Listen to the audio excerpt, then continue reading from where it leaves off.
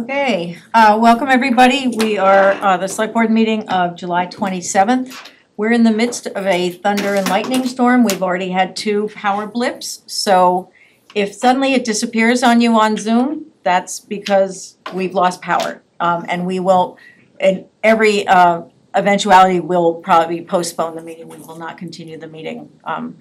Depends on, we have a couple things we want to get done at the beginning of the meeting because of an upcoming event, but that's about as far as we would go. So I will try to give you a heads up if I think we're about to lose power, so bear with us.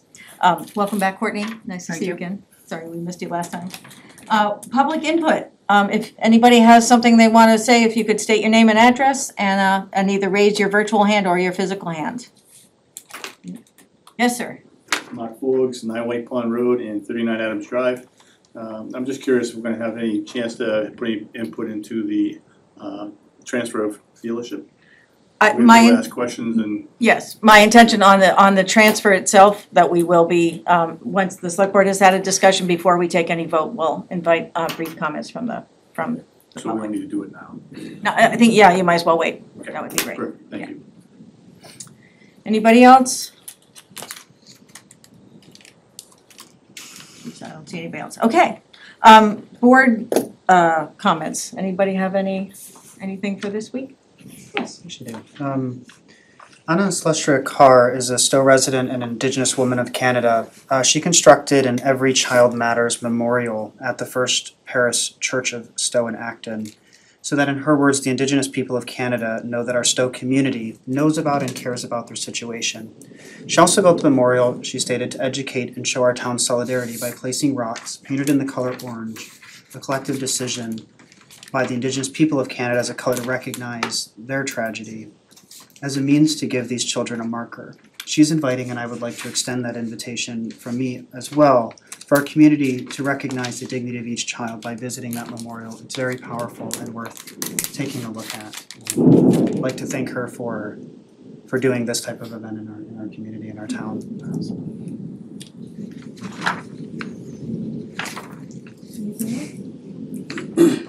I just want to first, again, congratulate the Cultural Council for a great week of events a couple weeks back. Seemed like people got great turnout. I know I did the trivia contest. It was totally fun, and it's on Stowe TV, so people should take the test and see how they did. I did surprisingly poorly, and yet, so, but it was great. Lots of new information. And then also congratulations to Rachel, and forgive me if I mispronounce your last name, Vrogendui, who just completed her service at the Fire Academy and is now a full-fledged member of our fire department. So congratulations and thank you, Rachel, for doing that. If there's nothing else, we'll move on. Any recognitions, other recognitions? Okay. So we have 2 appointments, one for the highway department and one for the police department. So I guess Steve's on the call. We have for, I have to get the name in front of me so I don't mix it up. Stephen McDonald, there it is, right in front of me, for the part-time administrative assistant for the highway department. Denise included that in our packet, and we had the letter from Steve. If there are any, I guess there's any questions, or if, Steve, if you want to add anything to this? If you don't need any. Oh. Steve, say that again? Yeah. I said if you don't need any further information, I think the letter speaks for us. Yep, okay. Any questions from the board? No. Sounds like a great addition to the Great team. addition, great, yep, great. So, can I get a motion? Yes, Madam Chair, I move to appoint Stephen McDonald as part-time Highway Department Administrative Assistant. Second? All in favor? Aye. The vote is unanimous. Welcome to Stephen. And then our next appointment, Shawn Marques, for the position of full-time dispatcher for the police department. Again, we have the information in the packet, a letter from Chief Salisi, and he is here if anybody has any questions, or if you wanted to add anything, Steve. I just wanted to add that because of the opening from Brandon Murphy, that was he was promoted to full-time patrol. This is what that opening is. This is not a additional addition to our department. This is just a replacement. Shawn's been with us since 2019 as a part-time dispatcher, and he's eager to continue on forward as a full-time dispatcher. Terrific. And Shawn This is is here Shawn. with us. Yeah. Oh, great. Nice to meet you. Nice to actually meet you in Thank you. person. I'm like, that's great. Terrific. Welcome aboard full time. Yeah, Relevant question, is it Marquez? It's actually Marques. Marques. Yep, okay. There we go. but I get Marquez a lot, it's okay. And that should have been an easier name than Rachel's last name, and I still got it wrong, so I apologize. No problem, it's But now okay. we know, so, It's okay. any questions from the board? No? Make a motion? Madam Chair, I move to appoint Shawn Marques as full-time dispatcher for the Stowe Police Department for a term expiring June 30th, 2022, and subject to annual reappointment thereafter. Second? All in favor? Aye. Aye. That is unanimous. Welcome. Okay. Well, thank you very much, I look forward to serving the town. Good, Sure. glad to have you. Thank Great, thank you, Chief. Okay, the next item is the Fire Association to talk about their Touch the Truck event, which is scheduled for August 29th. And So Lieutenant Eric Benoit is on, and he will be presenting this on behalf of the Fire Association. terrific, great. Hi, Lieutenant, you wanna just tell us a little bit about the tradition and what you're planning on doing this year? Sure. Let me start off and say you got Rachel's last name correct. Oh, I did? Oh, wow. Just trying to spell it out because we still have troubles with that. So what we're looking to do this year, which we've done in years past, and it's brought in people from across New England, and on paper we've gotten people out from like New York and Pennsylvania as well, is we're looking to take a twist from our Watch the Fire Truck Day and bring it into a Touch a Truck Day. The original date that we had, August 29th, was changed, so it's actually will be scheduled for Saturday, August 28th. It'll be at the fire station. We worked and reached out to Recreation, the building department, and I've called the food pantry to make sure we had no other conflicts for that day. So what we'll be looking to do is we're gonna take the fire station, take our kind of conventional Watch the Fire Truck Day, in the open house, open the fire station up and the apparatus for the public to come see. It's a no-charge event, so anyone can come in, take a look at the stuff. This year the difference is we're gonna open it up to different groups and local businesses to try and bring people in post-COVID. Really let people get their name back out. Let them work with the public and have kind of a fun thing before school starts. August 28th is the last Saturday in August, and the show starts that following week. So we've kind of made some lists, so we're gonna reach out to the police department, highway department, different public safety groups, even in the state police, let them bring their stuff in. They have stuff they love people seeing, reaching out to different businesses in town, to see if they're interested in bringing anything in. This could be something like Astro Crane, maybe some of the businesses on Plaza, so that they can kind of get back into the public, talk to people, and get their name back out. And we are gonna work the Board of Health, they take the food, the list of food vendors and reach out to the Board of Health and see if any food trucks would be interested in coming in and providing the food. Kind of bring it as a full community, let everyone kind of get their name in and have a fun, nice day. We went with the town manager the other day, kind of took a walk around, talked about what we were planning. We've made some changes from our original plan towards that, and we're just looking for the final approval. And it'll be at Pompo, right, at the community center, in that parking lot? Correct. Yeah. Yep. All right. So the plan is the public or anyone that comes for the event will park in the main parking lot. We have the fire apparatus on the driveway that goes around to the back, the authorized vehicle in the driveway. So if there were a call, or with my luck, when there is a call, we'll be able to get out without any delay. And that's where all the vehicles would be, so nothing would be on the grass, or no vehicles would be on the grass, so we don't destroy that field if we do use our back. It'll allow people to come in through the fire station. They can see the fire station, do a walkthrough if they want. we can show them that kind of area, and that will open them right up into the back of the building, where we're planning to have a couple different demonstrations, and that's where the sponsors will be, and they can set up some booths so they can kind of show what they have. It sounds like a mini Spring Fest. I love it, since we haven't had Spring Fest for a while, so it's great. So just so, you probably heard, and I don't know, Denise might have mentioned, we've had this discussion about whether we should be asking more of town committees, town departments, if they're doing events like this. We haven't made that decision, but we do appreciate you coming to us and giving us the chance to hear what you're doing and sort of, and nominally approve it, even though we don't have a formal policy, which we're gonna work on this year. So, but I think it sounds like a great event. Others, any questions or comments? Go ahead, Jim. Lieutenant, that was a great presentation. My question is actually for the town administrator. So you did walk through any recommended stipulations as a result of that? No, my concerns were more, they're very ambitious on this first year. And the concerns were that the field, if they were planning to use the field for vendors, it's a fairly far walk from where the trucks and things would be. So we talked about bringing that in a little bit, maybe not going quite as big. We talked about where they could park a food truck if necessary, where they would park the equipment.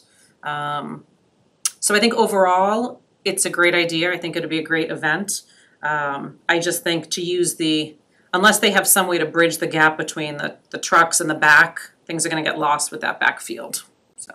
So do you want me just to add at the end of it with conditions as specified by the town administrator? You can, I believe they've addressed that, but you can. Okay. In talking, I think they were planning to bring those booths closer to the building. Okay. Lieutenant, did you hear that? I'm just gonna incorporate whatever Denise recommended into my motion, okay? Yes, I did, thank you. My question was anything that ever happens at Pompo, given that I have had experience with different breakfasts and things that have happened there, is the traffic. And so you're confident that there's a good plan as far as moving traffic through, adequate parking? I am, I mean. Even given the fact that they're using the lot for stuff? So they're not using the front lot. Oh, not at all, The okay, front okay. lot, the council on Will aging just be space would parking. be Okay. parking. Okay. Certainly they'll have to talk to the police about traffic. Okay. But hopefully the police will be participating in the event that day, so Great. they'll be there anyways. But I think as long as we can keep, the lieutenant spoke with the food pantry, they're not using their dedicated spot, so there's parking around that side of the building as well. Okay. I think it's not something that people are gonna linger around at for hours. Go in, see everything, and then Yeah. hopefully move out to make room for the next group that wants to come in. Perfect. And as I recall, the Pompo fields can get pretty wet, so you probably wouldn't wanna put too much back there anyway, unfortunately. I think that hasn't changed, right? So- We toured it right after the heavy rain and it was quite muddy. So, but I think it's exciting to hear, and I sort of love that you're ambitious, but it is the first year, so don't be hard on yourself. Any other, Zach or Courtney? Just thank you for doing something fun, I think it's great. Yeah, really fun. Great. Jim, I'll accept the motion, please. Madam Chair, I move to approve the Fire Association Touch a Truck event scheduled for Saturday, August 28th, 2021, with conditions as specified by the town administrator. Second? All in favor? Aye. Unanimous. Thank you very much, Lieutenant, and everybody who's working on it. That'll be great fun. Thank you for your time. Great, thanks. Thank you. Okay, the next item is the Collings Foundation to discuss their Military History Through the Ages Living History event scheduled for August 7th and 8th. Do we have someone on the call from Collings? I don't know who we were expecting, if anyone. They did confirm, someone just unmuted, so. Yeah, this is Hunter Cheney. I'm on my wife's computer. Okay, that's So fine. I'm under the name Ann. Okay, that's you. Okay, great. Well, Yes. thank you, Hunter. Thanks for joining us. Sure. I think we've been talking about these events as both an opportunity, not only to approve whatever we need to approve, but to hear a little bit more about some of things that are happening in town. So, and I expect some people still haven't gotten to the new museum, or I don't know if we'd still call it new, but I still call it new. So, I guess I'll just review, the reason you're here particularly is that there was an agreement with between the Collings Foundation and the Planning Board that was signed off by the Select Board a few years ago about your events and what sort of the requirements and stuff, and one of them is that we sort of approve that fits into the parameters of that agreement. So one of, I guess, I don't know, if you want to start by just telling us a little bit more about what the plan is for that weekend, and then I have some specific questions. Sure. So this is the second year that we've done this. It's a timeline event. So out on the airfield, we have reenactors, exhibitions, displays, and presentations starting in the Roman Legion, as early as the Roman Legion, and you kind of work your way up through history up to the French Indian Wars. So there's a little camp set up with reenactors representing that particular era. And then from there's kind of a big leap where we go to the Revolutionary War, various regiments within the Revolutionary War, including a great George Washington reenactor makes a presentation. And while this is going on, so each encampment basically goes out to this kind of center staging area and does marching or displays, things like that. So from the Revolutionary War, we go up into World War I and then World War II, back up, Revolutionary War, Civil War, World War I, World War II, and then Vietnam, Korea, up to that point. And it'll be through the day. The gate is 9 to 5. Of course, entrance through Hudson. And there'll be, as far as musket fire and small cannon fire from the Revolutionary War and Civil War, that'll happen maybe 3 times through the day, most likely at about 11, and then there'll be another demonstration at around 1, and then another one possibly around 3, of course, weather permitting, that sort of thing. It's very quick, and it's, as you can see that by the plans that we supplied to the chief, both the police and fire, gives kind of an area of where we'll be doing the demonstrations that have the cannon. So it'll be pointed out away from the crowd. We'll have it clearly indicated with, security lines, and staff and personnel will be around to make sure that that area is secure. It's a really fun event. It's quite relaxed. So people come out, we hope that, if the weather's good, you might see maybe 1,000 to 1,500 a day throughout the day. And parking, of course, is right there in the grounds. Usually there's plenty of parking. It's really a lovely event. It really is rich in history. And the people coming, doing their displays and encampments are just fantastic. It's really just a fun event. And so we're looking forward to it. That's great. So one question, just when I was reading the agreement, can you it says there's 4 major events during the year, and I know you have one, and I never remember the names of each of them, but there's the one, Father's Day one, and then there's one in the fall that often is sort of during apple picking time. Can you just run through the major events, and this being one of them, right? Right, yeah, so the biggest event we have every year is the World War II reenactment that's over Columbus Day weekend in October. And that's our largest one. So we start in June with an event called Wings and Wheels, which is basically a larger open house where we have all 3 museums open. And then we do this kind of a neat classic automobile presentation. And then at that point, then we have the this event, the Military History Through the Ages. And then in September, on September 11th and 12th, we have an event called Race of the Century.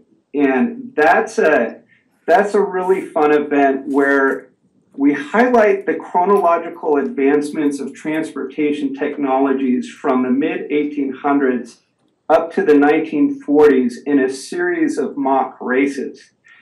And it's really a lot of fun to see these early machines competing against each other. Steam against battery, against petrol, against a bicycle and a horse. Great.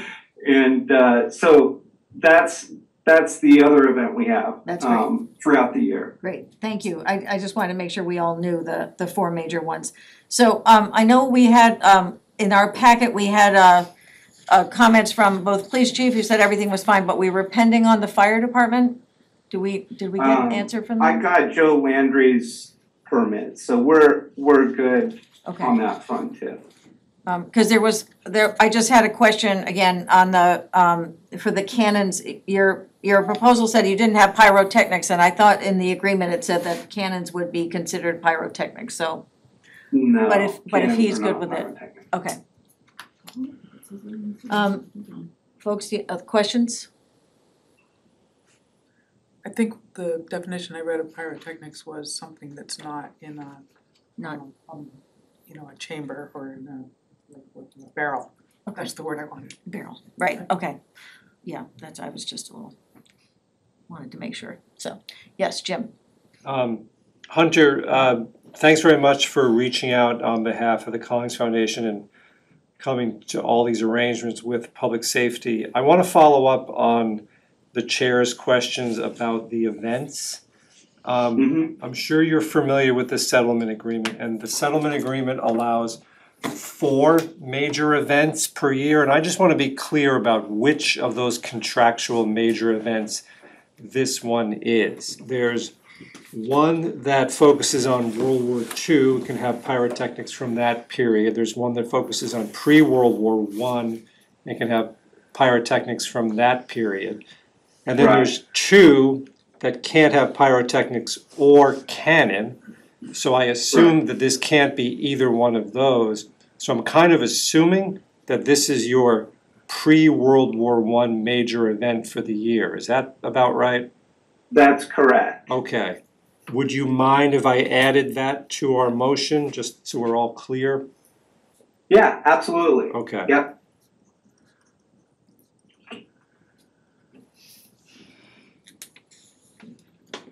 Other questions?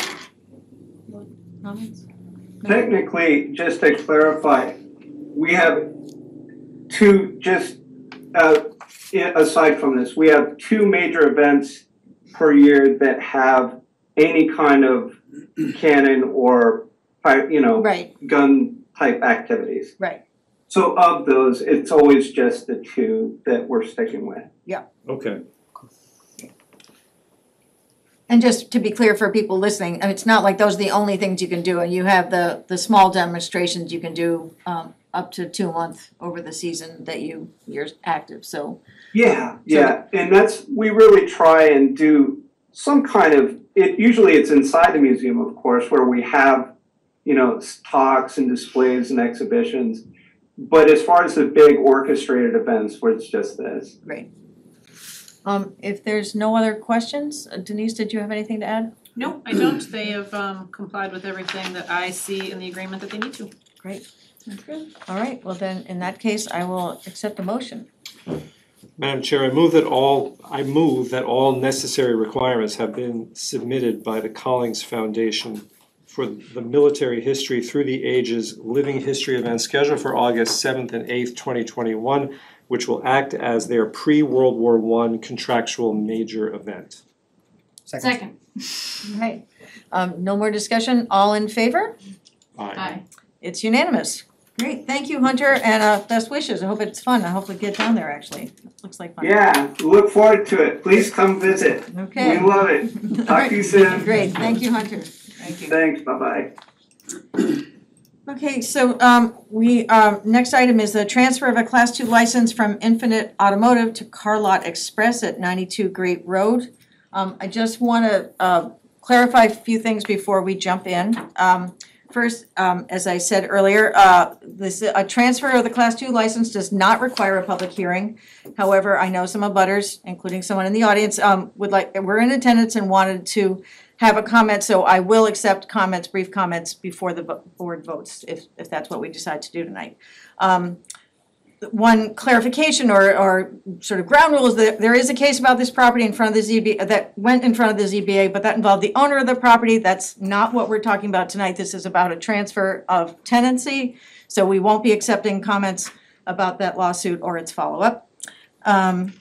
And I had a question for Denise, just to be clear, there's multiple tenants in this building. And is it true there's 3 Class 2 licenses currently, or that the third one that would be proposed next week or next meeting? Correct, there's a third one being proposed at your next meeting. Okay. And is there any limit to these things? I mean, is there a limit to how many? Not under the Okay. agreement with the, that's not with the site plan. Okay.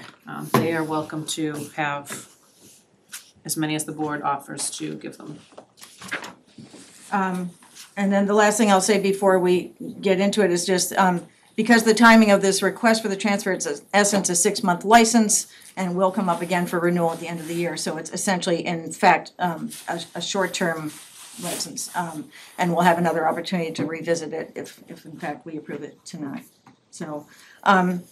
Savchenko? Yes. So I thank you for coming tonight. I guess if you want to introduce yourself and your request, and then we have some questions for you. My name is Alexei Savchenko. I live in Maynard nearby. Been in business in car sales, managing auctions, running the shops and dealerships for over 9 years now. I'm currently co-owner of another dealership in Acton nearby. So this is basically about a similar operation, car sales, reconditioning, some minor, like I said, it won't be like a major service there, just basically recondition, get to the cars in good running condition, affordable vehicles. We don't have like high-end vehicles, basically okay affordable vehicles in a good variety. So basically looking for the license, run the business, car sales, basically standard set of the car dealer operation. That's the inventory lot, showroom, office, and shop for basically our needs for the condition, touch-ups and stuff like that. Great, thank you. I'm gonna ask the board for questions first before, I have a list, but I'm talking enough, so, other questions? I have a question. Yes, Courtney. I understand, and this may come up later in the discussion, but I understand a lot that there might be room for 100+ vehicles parked around the buildings. I'm curious if you wanted to estimate what a likely inventory might be outdoors. Well, it's a big lot, yeah, so we're looking, it all depends on what we can get, what type of season we can get the vehicles on. So sometimes you have 30-40 cars, sometimes you overstock, some we need space for the customer vehicles to be storage for a little bit of time. So I'm thinking probably like, around 80-100 cars, it's fittable there, but usually it's about like 70-80% of how much we can fill, what the space allows us. Okay. So like everyday operation, you still have a lot of open space, put it that way.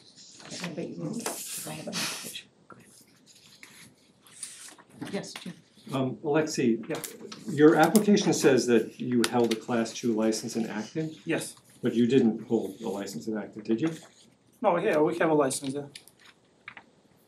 You individually? I'm a co-owner of another dealership there, yeah.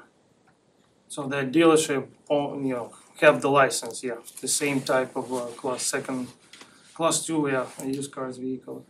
Why is Acton telling us you didn't hold a license? Well, I don't know. So is the question, Alex, that is the license in your name or is it in your partner's name? Oh, it's not my personal, I think that's his question. Yeah, I'm a co-owner of the business, it's incorporated, so that business owns the license and I'm a co-owner of that business, I don't know, if you specifying that I'm personally have the license, no. maybe if that was some confusion when I answered that question, but it was the way I understand it, that you, like as a person, you can have the license, so as the business, so that's what I've been referring to. And you filled out this application yourself, Yeah. right? Okay. Okay, thank you.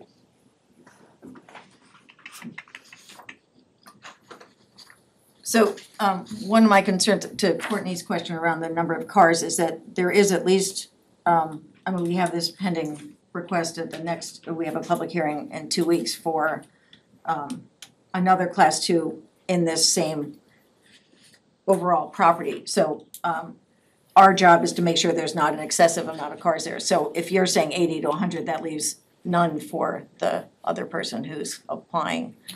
So I guess I'd like to get a more realistic idea of what you think you'd really need. Sturgis, could I help answer that? Sure. Because the other application, the land that Alex is going to rent, again, the building, the land, the office, the shop, is exactly all the same as what the previous tenant rents now.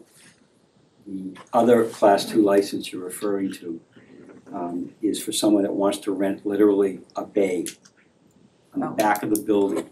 It is not, he will not be using the same repair facility, the same office, the same showroom, or the same outside display area.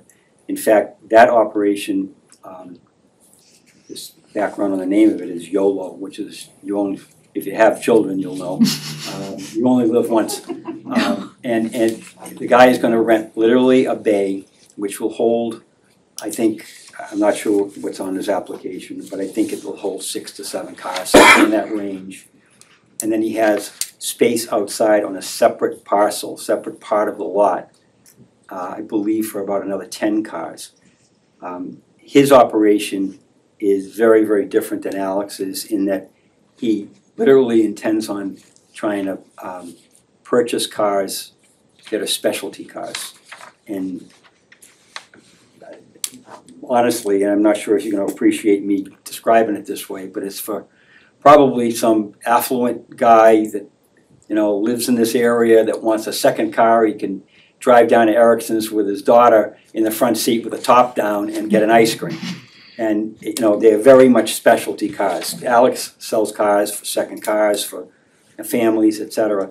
This is a very small operation. What he's renting for physical interior space is small. The amount of exterior space he has is for 10 vehicles. That's it. That's it. And it's not part of Alex's land that he's renting. Okay, thank you. Yeah, no, Zach, go ahead. I'd like to follow up on Mr. Salvi's question. From what we've received from the town of Acton, it said that you were a manager in 2018.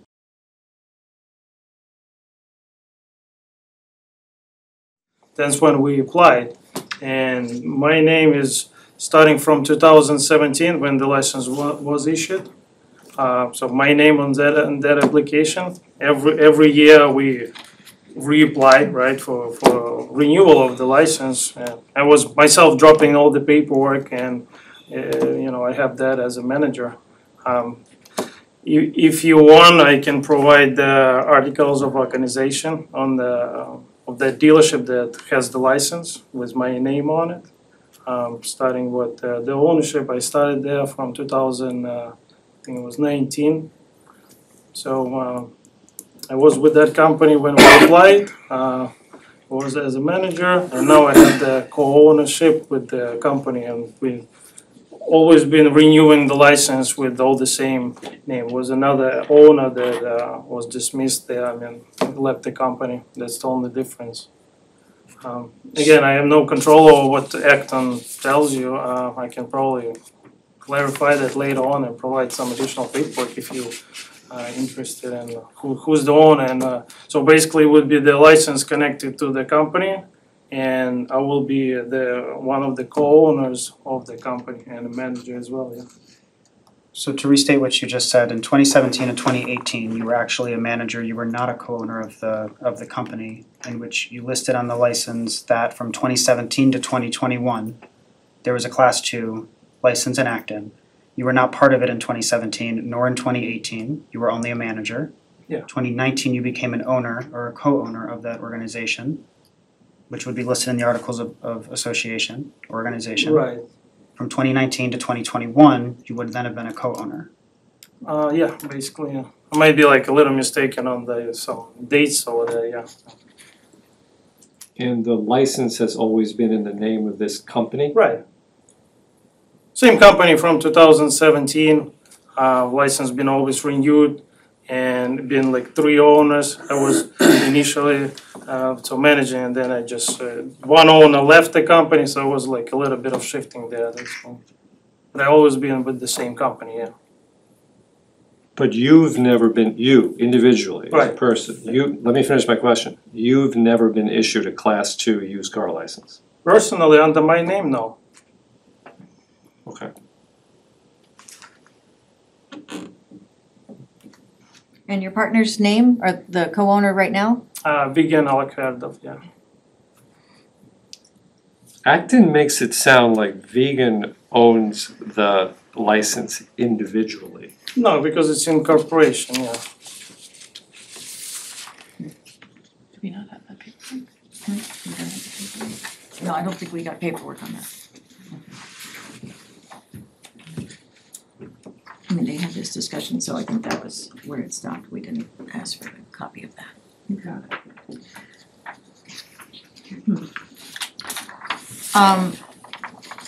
Well, I still have questions about the number of cars, but it seems like the more critical thing right now is around this ownership issue and whether the board feels like we should get that cleared up before we move forward on this. So before I get into the car number thing, but what are people's thoughts about this? In terms of clarifying that, and I guess, I mean, there's sort of 2 issues. One, the importance of having held a Class 2 license, where does that fit into this? But then also that there was an error on the application. So I'll give an answer to that. I find that question, whether you've held it, is an important question. It puffs up your credibility as a used car dealer if we know that some other town, you've passed muster there, and you've already done this. I would like to see, before we take action on this, so this isn't just some clerical error. No, I got it. You know, we need to figure this out and be specific. In my mind, whether it's an intentional mistake or a negligent mistake kind of doesn't matter. What I do want to see, and I don't know what Mr. Burns thinks, I do want to see the actual license or get clarified from Acton exactly who was issued a license from 2017 to 2021. And then either I want to see the articles of organization or I can look them up. You know, Secretary of State's, I assume, yeah, even if it's a privately held corporation. But I would like to see the articles of organization to see exactly what your relationship is with this corporation and when. Okay. Mr. Burns may Yeah. want something additional. Yeah, I would like to see each license from each one of the years if possible. I know that we may be asking a little bit there, but I think that not only is it for what year, and listed on the application, it said 2017 to 2021. So I would like to see the licenses from each one of those years, especially because the town of Acton in their email stated that he was listed as a manager and then subsequently was not listed on a license. So I would like to see what that looks like. I agree with the Articles of Association, and I would like to understand that. And like you, Mr. Salvi, I think this is critical. I think this is a credibility question. And within the 4 corners of this document, it does state that every question answered must have full information, and false statements may result in the rejection. I want to get to the bottom of understanding the answers to question 10. And I think to do that, we need first to understand what these licenses look like and to look at the articles and to put that together. I'm not prepared today to take action on this. I think that would be jumping the gun. I think we need to get through this threshold question and series of a potential issue on the application before we can even discuss, I think, further limitations or whether we choose to move forward in the Class 2 license. This to me is a threshold question, and I'm not beyond this threshold question. to even get to some of Right, to get these to subsequent important questions that you all are asking, but I'm not there yet. No, I think that's Megan, any? No, I agree with them. I think I don't wanna, I do wanna get those questions answered before we start digging into the, kind of meat and potatoes of what the rest of it looks like, as far as cars on the lot and all the other, things, so I would suggest, I guess, moving it. Before we do that, Yep. I have two other, Oh, yeah. well, I guess one other threshold question, but threshold questions. I wanna hear from the town administrator exactly what our standard is here. I've asked this before and I've gotten the answer, but I wanna hear it again. What is the nature of what we're looking at? I have the impression it is sort of a police power exercise. Can you be more specific than that? So the board's role in this is to make sure that all of the requirements for a Class 2 license under Mass General Law are met, which they have provided the bond that's necessary. We ran a query check, the application. They did provide the maps and things like that, the layout. So that's really the first. The second is to determine really how they're gonna operate. What the hours of operation are, how many cars they can sell, how many cars can be on the lot. All of those can be determined by this board and the issuance of the license. Thank you. The police chief, who may have my next question, indicated sort of vaguely that there were more interactions than he wanted to see. I'm about to ask him a follow-up if you tell me that that is related to what we're legitimately allowed to be looking at.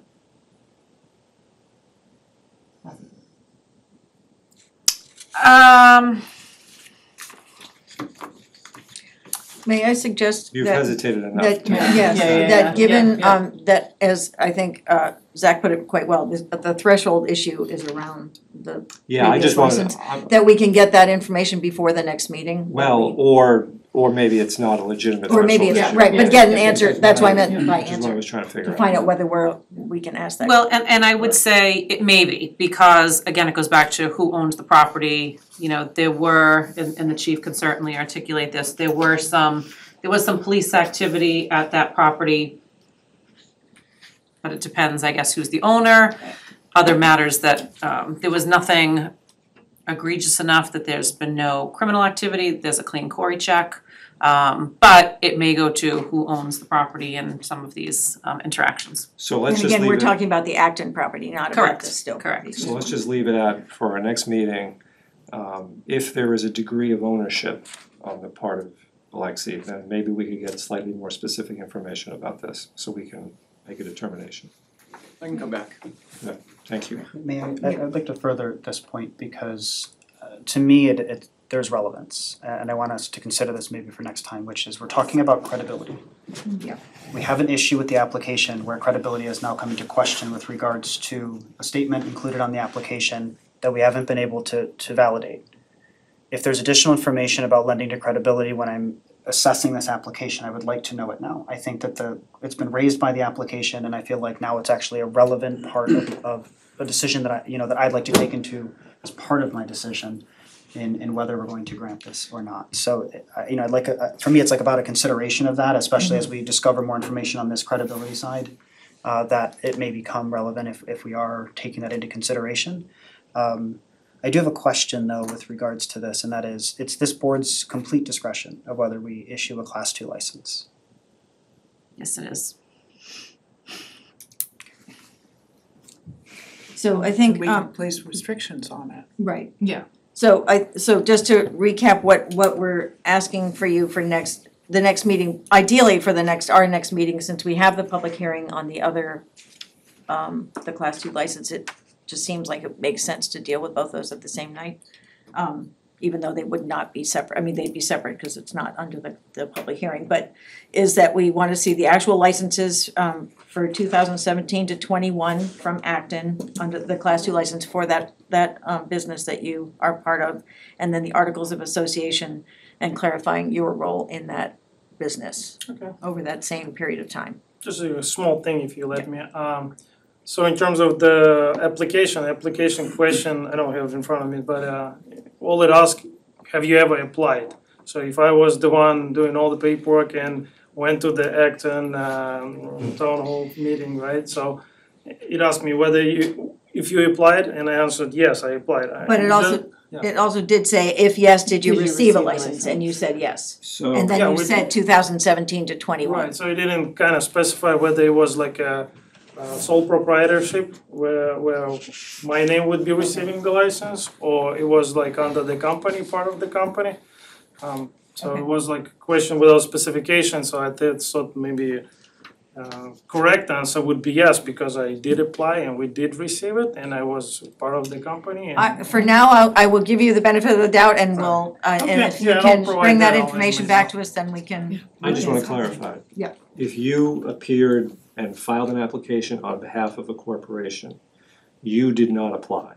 The corporation applied. You just carried out a ministerial action on its behalf. We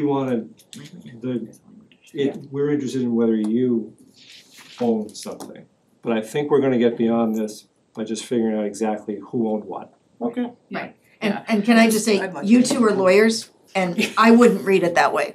I mean, maybe we can work on the language in the form to make it clear, cause that doesn't strike me. For a business like this, I would have said the same, I might have said the same thing. So I appreciate that perspective, but I just, sorry. Go ahead. I was gonna say, I think that getting that paperwork is going to clarify a lot of things for us, and then we'll be able to move forward. I just think that not a red flag was raised, but because there's enough of a question there, just to get it all cleared up, I would feel a heck of a lot better about being able to move forward with it, so. Do you want just? I agree. Sorry, yep. Sorry, go ahead. I agree with all that, and I'd just like to say that I don't want to hold up a license on a semantic argument. Yes, Zach. I understand the reading that you all have. That's why I think I'm treating this currently as a threshold question. But I think I disagree with what you just said, which is this isn't semantic to me. I agree. This is a fundamental, important, credible question that I think has to be answered before we get there. And if we do need to improve our form, I think I agree with that notion of making it clear, and also maybe providing an open-ended question where they can provide any additional information to the board that would be helpful in this case. You could have provided a license. I think all of that makes sense, but that's remedial in this context. So I just want to push back a little bit on that, because I think it's actually so important that we're delaying this until we get the information. And I totally agree with that. I just have to say, this is not just semantics, this is akin to applying for a job and lying on your resume. It's that important. Well, the applicant has stated that he honestly, it sounds to me like he's saying that he misunderstood And I wanna see the and document. misunderstanding is I don't have to a just semantic. accept that, I don't have to just accept that. I understand. Well, I don't think anybody's, we're all in agreement that we're postponing and we're gonna get the information. So your last thought, and then I'll ask if there's any other questions. Oh, no, I was just trying to see, you said you wanna get the copy of the license or application for every year license? No, the actual license. So license, like actual what the The town issued, class right? 2 license that was, right, that was issued by the Articles towns. of organization Yes. every year? That's usually There once, should, right? there's probably should be one, but yes. Okay, no problem. Let me get Denise first. So I think we should get the licenses from Acton. We can call and We can get them, get them. provided they have copies of the licenses on file. Okay. We can call and get that. Okay. They can provide the articles of incorporation. Okay, just to so make it you, easier. if you get that, but if I mean, like nonprofits, you only have one articles of incorporation or association, right? So there should just be one, there shouldn't be multiple copies unless, if they were amended at some point during this period, then we wanna see the amended one. Right, if there was a change of ownership and that caused a new filing, then we would wanna see those. Right. You still having technical difficulties? Zach, Just amend your request. If the applications are available, I would like to see as much information that he's willing to provide. Okay. The applications themselves, not the license. Can we get the applications themselves and the licenses from Acton? Okay. Perfect, because I'd just like to see both, since there's a question on the application part as well. Great. Thank you. So given that we will not be taking a vote, if there's comments that people on Zoom if they can hear us, I don't know if we're live, but did you have anything else you wanted to add? Do you want me to give my name again? Yes, if you could, Okay, please. Mark Forbes, 9 White Pond Road and 39 Adams Drive. I'd like the board to make note that most of the direct abutters are sitting right here in this room right now. And it's because we're concerned about the way this card lot has been run over the past 7, 8, 9, 10 years since Dennis took it over. It's in poor shape, it's always been in poor shape, it looks terrible for the town. But what I'm gonna ask the board to do is ask for a layout plan, a site plan of where these cars are gonna be parked. I've watched this auto dealership place cars everywhere across the lot. Mr. Pressey just mentioned that he's gonna put this is gonna be one car in a bay, and then maybe 10 more cars outside parked somewhere else. These other 10 cars, they need to have a location specified for them.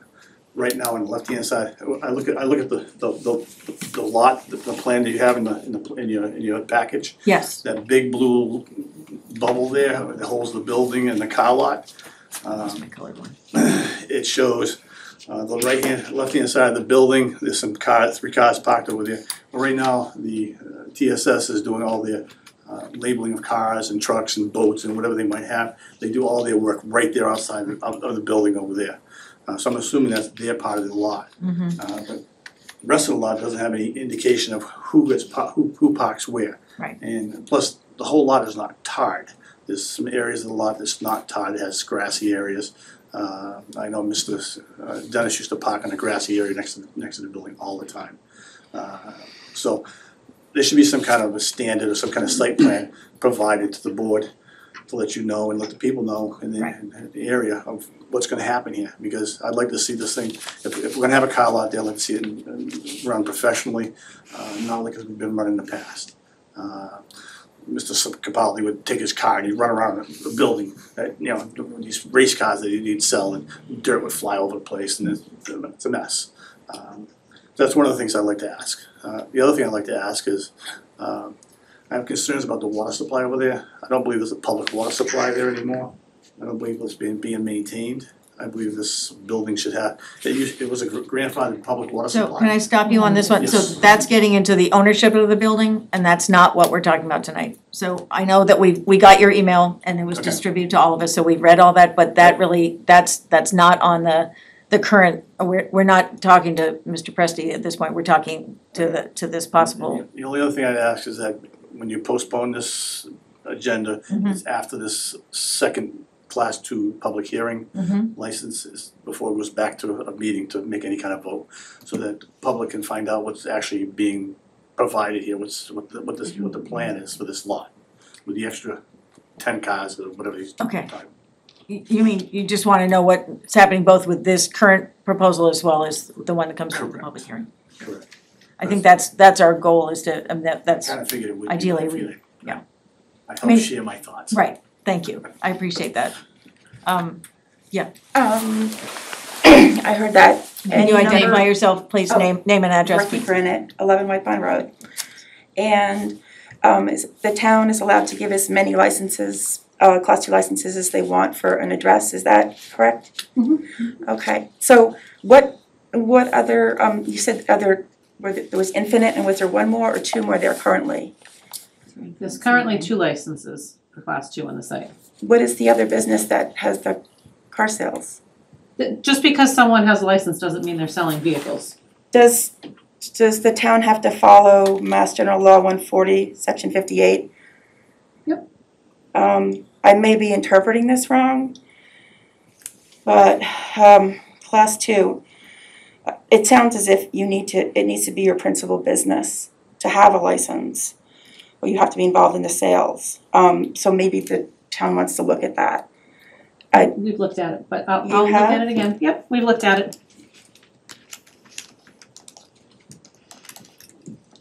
Okay, I have someone on the Zoom call, Laura Corbin, I see your hand up. Yes, can you hear me? Yes, we can. Can you just give us, I assume that's your name and your address, please? Yes, my address is 10 White Pond Road, Stowe. Great.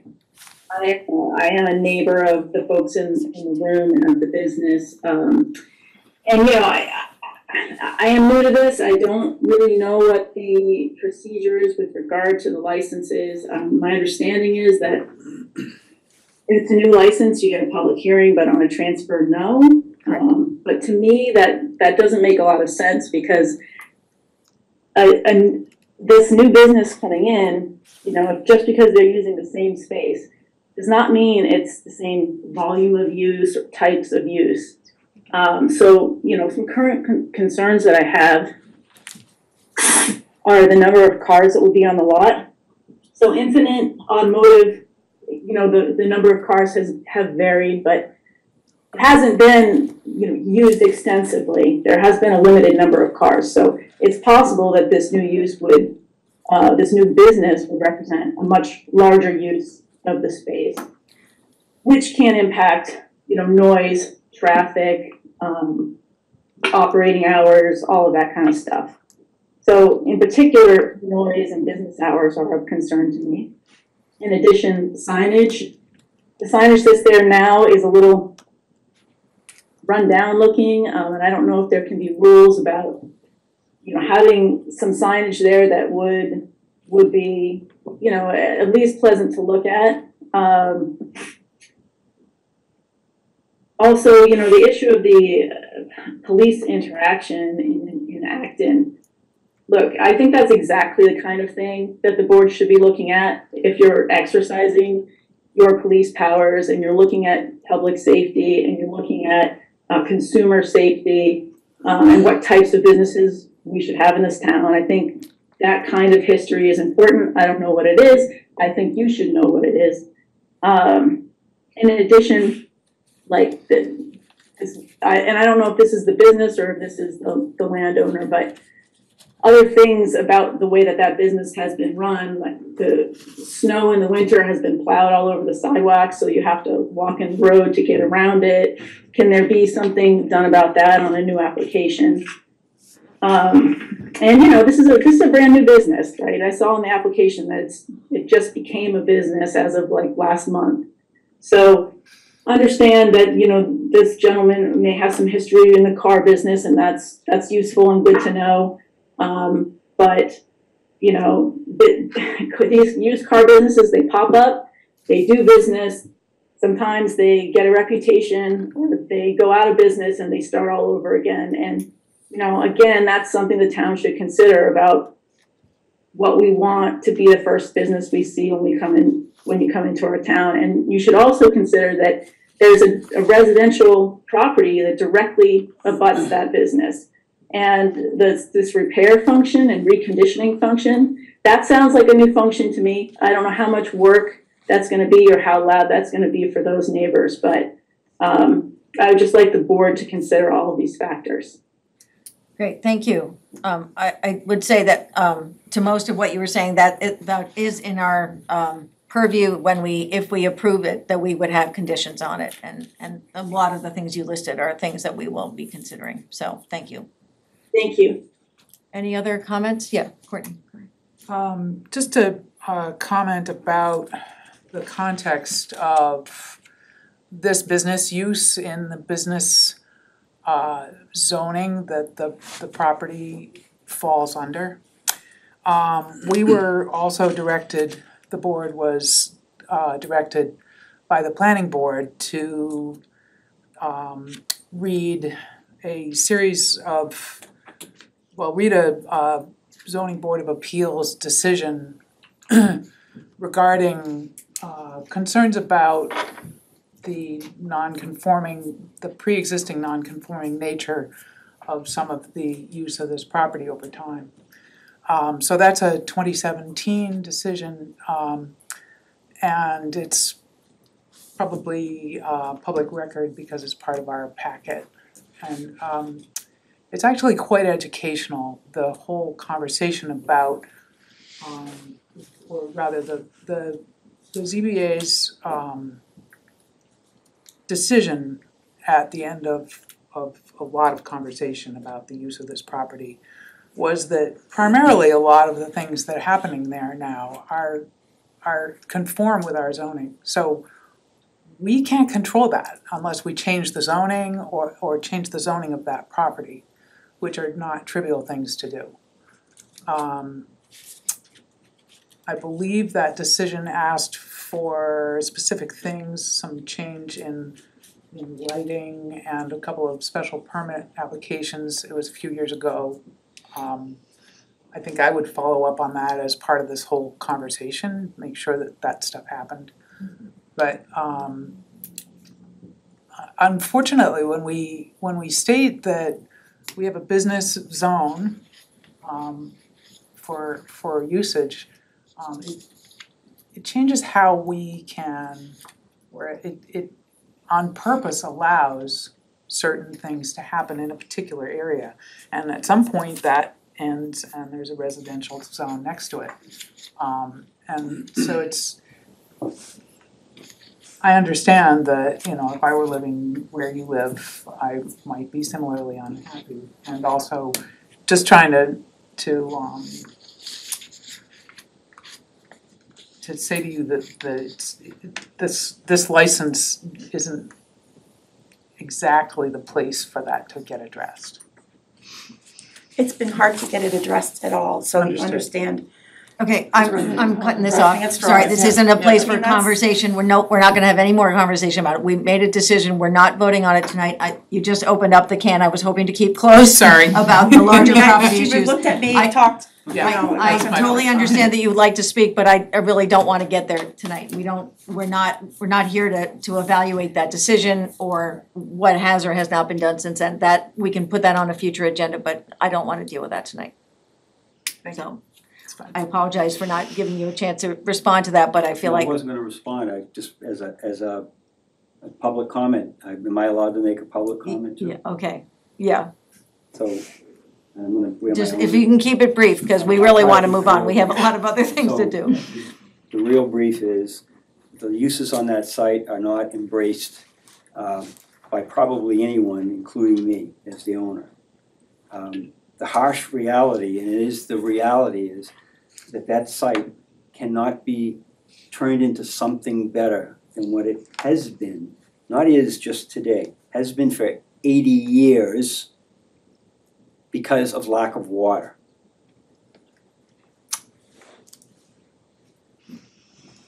Yeah. Okay, so until there is water available for that site, it totally handcuffs whether I own it, or Katie buys it from me, or someone else comes into town and decides to develop it into a medical center or something. You cannot do anything else with that site. It is handcuffed. And if the town, and this is a totally separate subject, I agree, but it's damn related to it. If you don't like this use, and I don't, maybe somewhere in this building we can focus on trying to get some water, not for me, not for my site, but for that whole strip. Because that whole strip is sent to hell right now and limited to what types of uses they are. They are not consistent with the self-image or the future, which you all hope this town is gonna be. Right. And it's locked up. So Totally agree. I understand that the lack of love for what's on this site, but it happens to be, most of it, a absolute non-conforming but continuous use for over 80 years. I didn't open up a used car lot there. Mr. Erkinen did 80 years ago, and it's been going since. So, as you pointed out, this isn't the time or the place to solve that one, but we're doing the best we can with what we got until we're allowed to do some better, and I need your help. Somebody, if not this board, maybe some other board or a bunch of boards, but I need some help, and so do some of the other business people. Thank you. Right, thanks. I take that as an expression of willingness to speak to town officials about a solution to the water problem, so that when town officials reach out their hand, there will be somebody in Lower Village who will reach out back. There you go. More than happy, okay? Because this is not what that, Yeah, all you know, right. there's a real estate term about highest and best use. Right.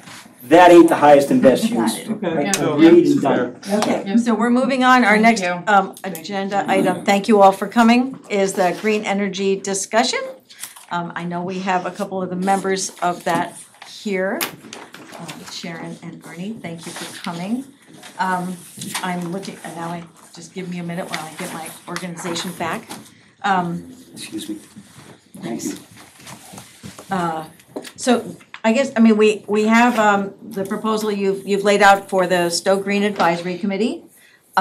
It was in our packet. Why don't you all, one of you wanna sort of speak to sort of summarize your plan? No, you don't wanna do that? Or we could just jump right in. What's that? Oh, Denise wanna do that? Yes, that's on the agenda. Sorry, I'm That's like, okay. I've now lost my agenda again because I That keep, is quite all right. sorry.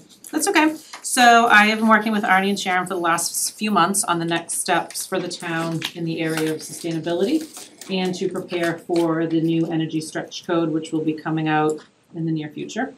They will go more in depth on the proposal with the PowerPoint that they've provided, but what we've come up with is creating a new committee that will work collaboratively with this board, other boards in town, the permitting boards, and in conjunction with the Community Resilience Building Workshop Summary that was conducted by MEPC in 2018. So we collaboratively put together the makeup of this committee and what it would be responsible for. We really see that this will develop into a necessity for the town to help guide, again, this board and other boards on how to move forward with the energy code. And I think it'll be an integral part of our permitting process as the code is implemented to have a sign off to ensure that these permits are in compliance with what is required. We've decided to keep Sustainable Stowe as a separate, non-town affiliated entity. They do their thing, they're great at it. They have a lot of volunteers that help, but this will bring an official board under this board's purview that will have publicly posted meetings and minutes and follow the open meeting law. So for that, I will turn it over to Arnie and Sharon for their presentation and their discussion of the climate action plan. Thank you. And I will open up the PowerPoint.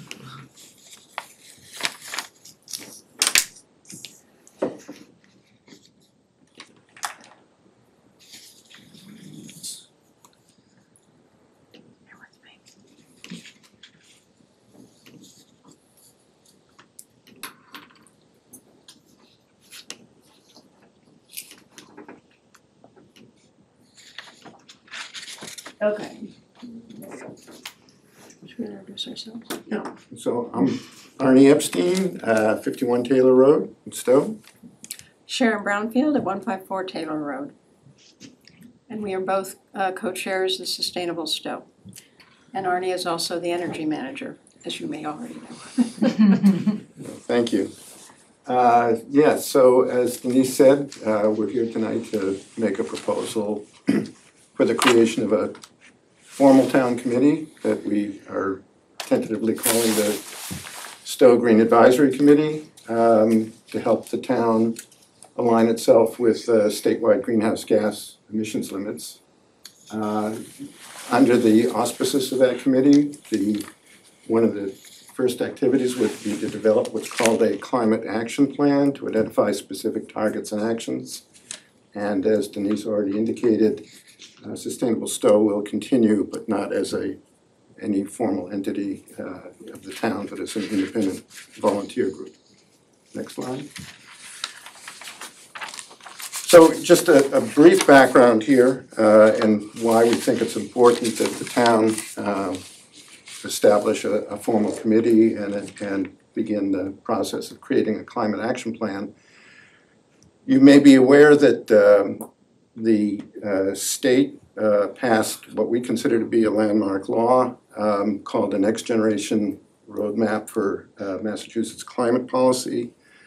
At the end of March, it was enacted by the governor. And what it does is it aligns the state with the new federal targets and scientific findings on climate change. And two of the key requirements or targets of this new legislation, one is so-called net zero emissions by mid-century, and another one is much nearer term, which is a 50% reduction in emissions in the next 10 years by 2030. And as we'll indicate briefly, that the impact of this for the state as a whole and for the town of Stowe in particular is going to be significant, and more significant than the emissions reductions that the state has made to date. Next slide. So this is going to go briefly into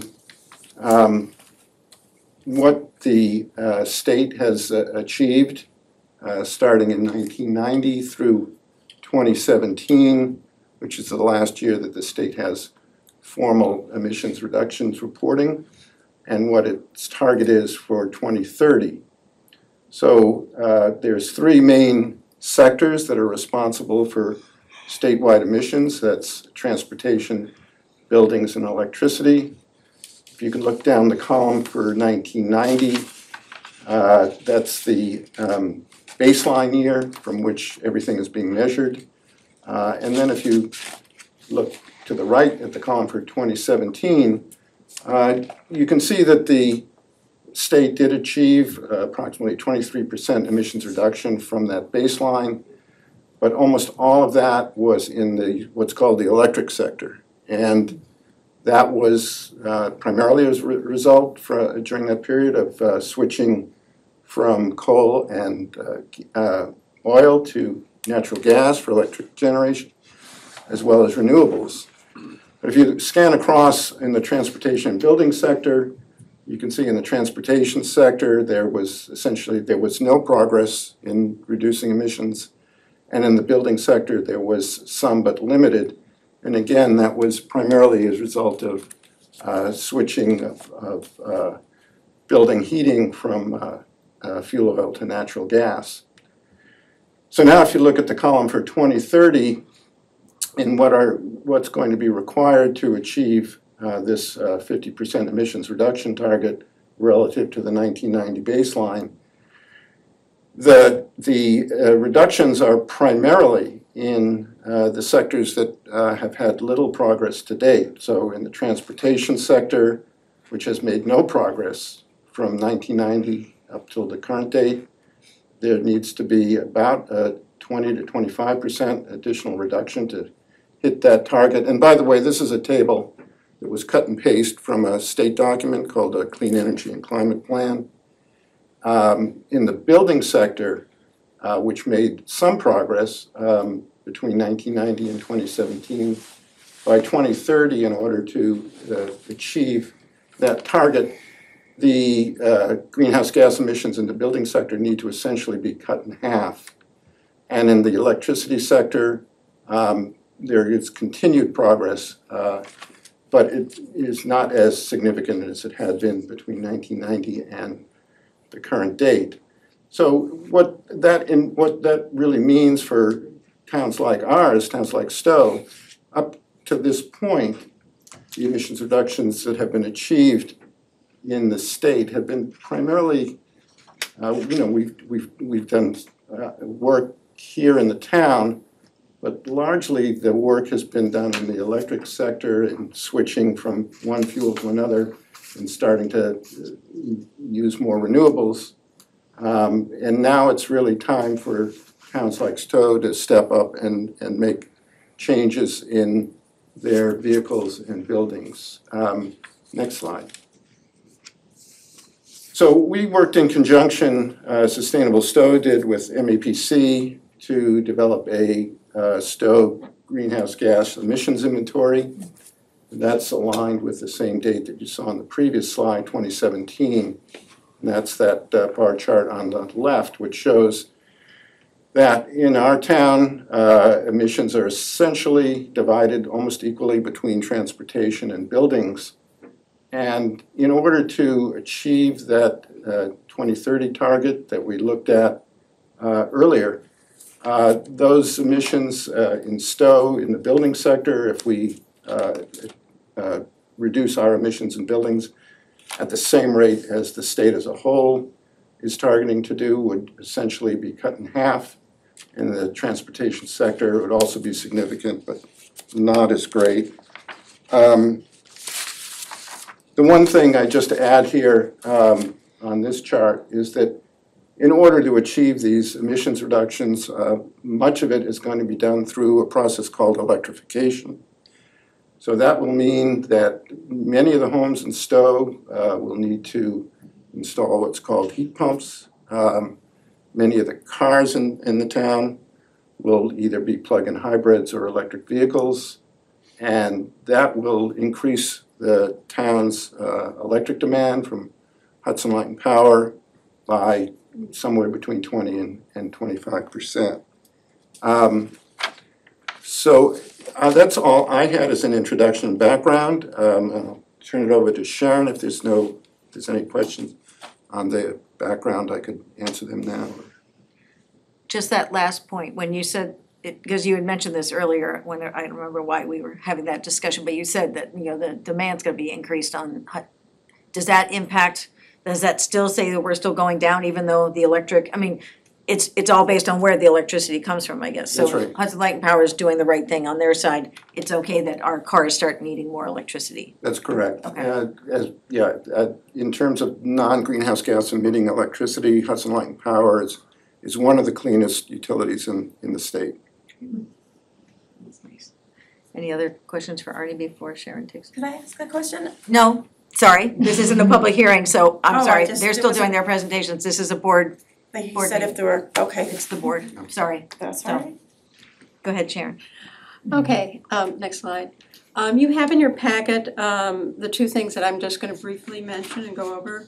You have the draft charter for the Green Advisory Committee that has much more detail, and you have a clean action plan. So the idea is to really create a town committee that would be of service to you and the other boards, to really focus on climate efficiency and help you reduce greenhouse gases. Some of the critical things that this advisory board would do is first have authority and oversight for the implementation of climate action plan. And I'll mention a little more detail about what that climate action plan would be. Also, with this new state law, there are going to be some more grant opportunities and incentives, and you really would be helpful to have someone with a focus on what those are to be able to take advantage of the grants and opportunities, similar to what has been done before when we've got green, we're named a green community. They also need to work, this committee would also have ability to work with the regional efforts, because we know that there are towns like Hudson and Acton who are really getting farther along about what they want to do in terms of meeting these targets. So regional effort is going to have more impact, and to have a town committee that helps you focus on that would be extremely helpful. And also, not only state, because there'll be new regulations coming out, but also with hope that things get passed at the federal level, there will be new incentives and other things, and you're going to want someone to be able to do that. So this is what this committee would do. It would we've got lists of who we are suggesting would be on it, we're working with Denise, so that it would have representation from all the key other committees, and also residents. That would be a total committee looking at these issues. Okay, then the next slide, please. So one of the major activities will be for the committee to look at develop a Stowe climate action plan. Just like the state this law has now developed a plan for how it can get to net zero and what are the pathways. It's very important for the town to have that plan and know what the targets are. So we can start educating the community about things we need. We can get some incentives going and have a future looking at it.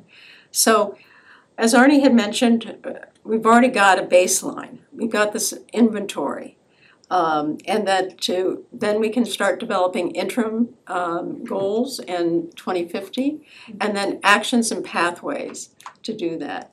Again, working with the other boards and other the residents and businesses to look at what pathways would really work for this town and what they go there.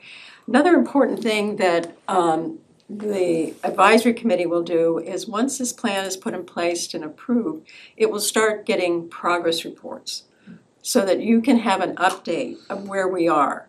And we won't have the Attorney General needing to go to court to say you haven't met your goals like the state had. And then we have residents and businesses, which include the development and the climate action plan. A nice thing is that we have, and I thank Arnie for this, we've already got MAPC willing to support us in this plan so that you aren't doing it from ground zero. That when this committee gets formed and starts putting the action plan together, we can have MAPC help from the technical aspects to do that. So the final slide, so what about sustainable Stowe? Will we go away? No, and as most of you know, we've have been very excited about some of the successes we've done. Certainly you have a solar panel up on your roof now because our Stowe Solar Challenge was hugely successful. That Green Communities Act that we got credit for bringing in money to the town, $388,000, and Heat Smart, which we've just concluded. So we had been established as a working group, which gave us a lot of flexibility, also made a connection, and we were able to use some of the resources of the town. But it's now appropriate that we step back and become the independent group and go ahead with our activities.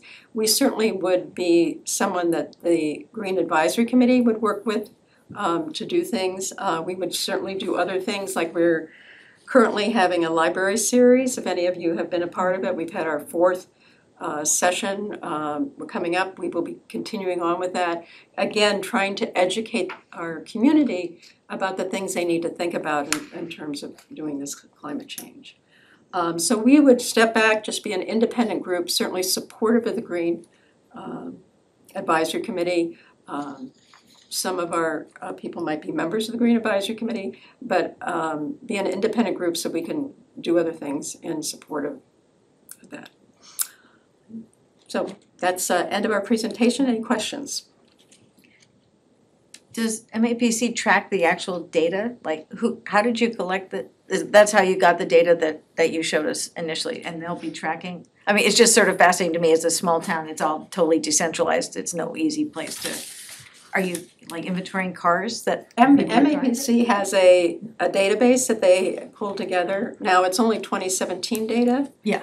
Arnie, do you know how frequent they update it? Well, the last 2017 is the last year for which full data is available. But for example, for the vehicle question, they have data in a database that we were able to access on the number of registered vehicles in town.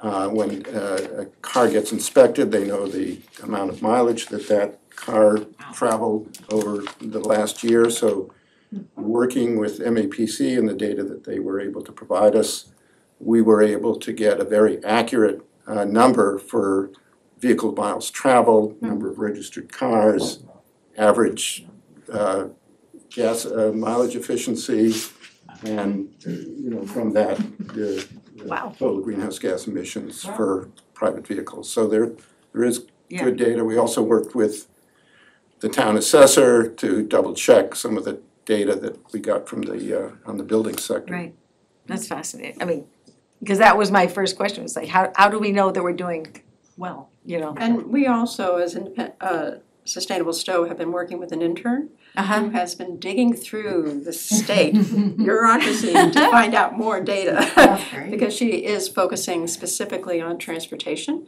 So again, that can be her report, which will be due shortly, would be another piece of data that the Green Advisory Committee can use. That's fantastic. I'm sure there's comments or questions. Come on. I have Thank you. Yeah, pretty cool.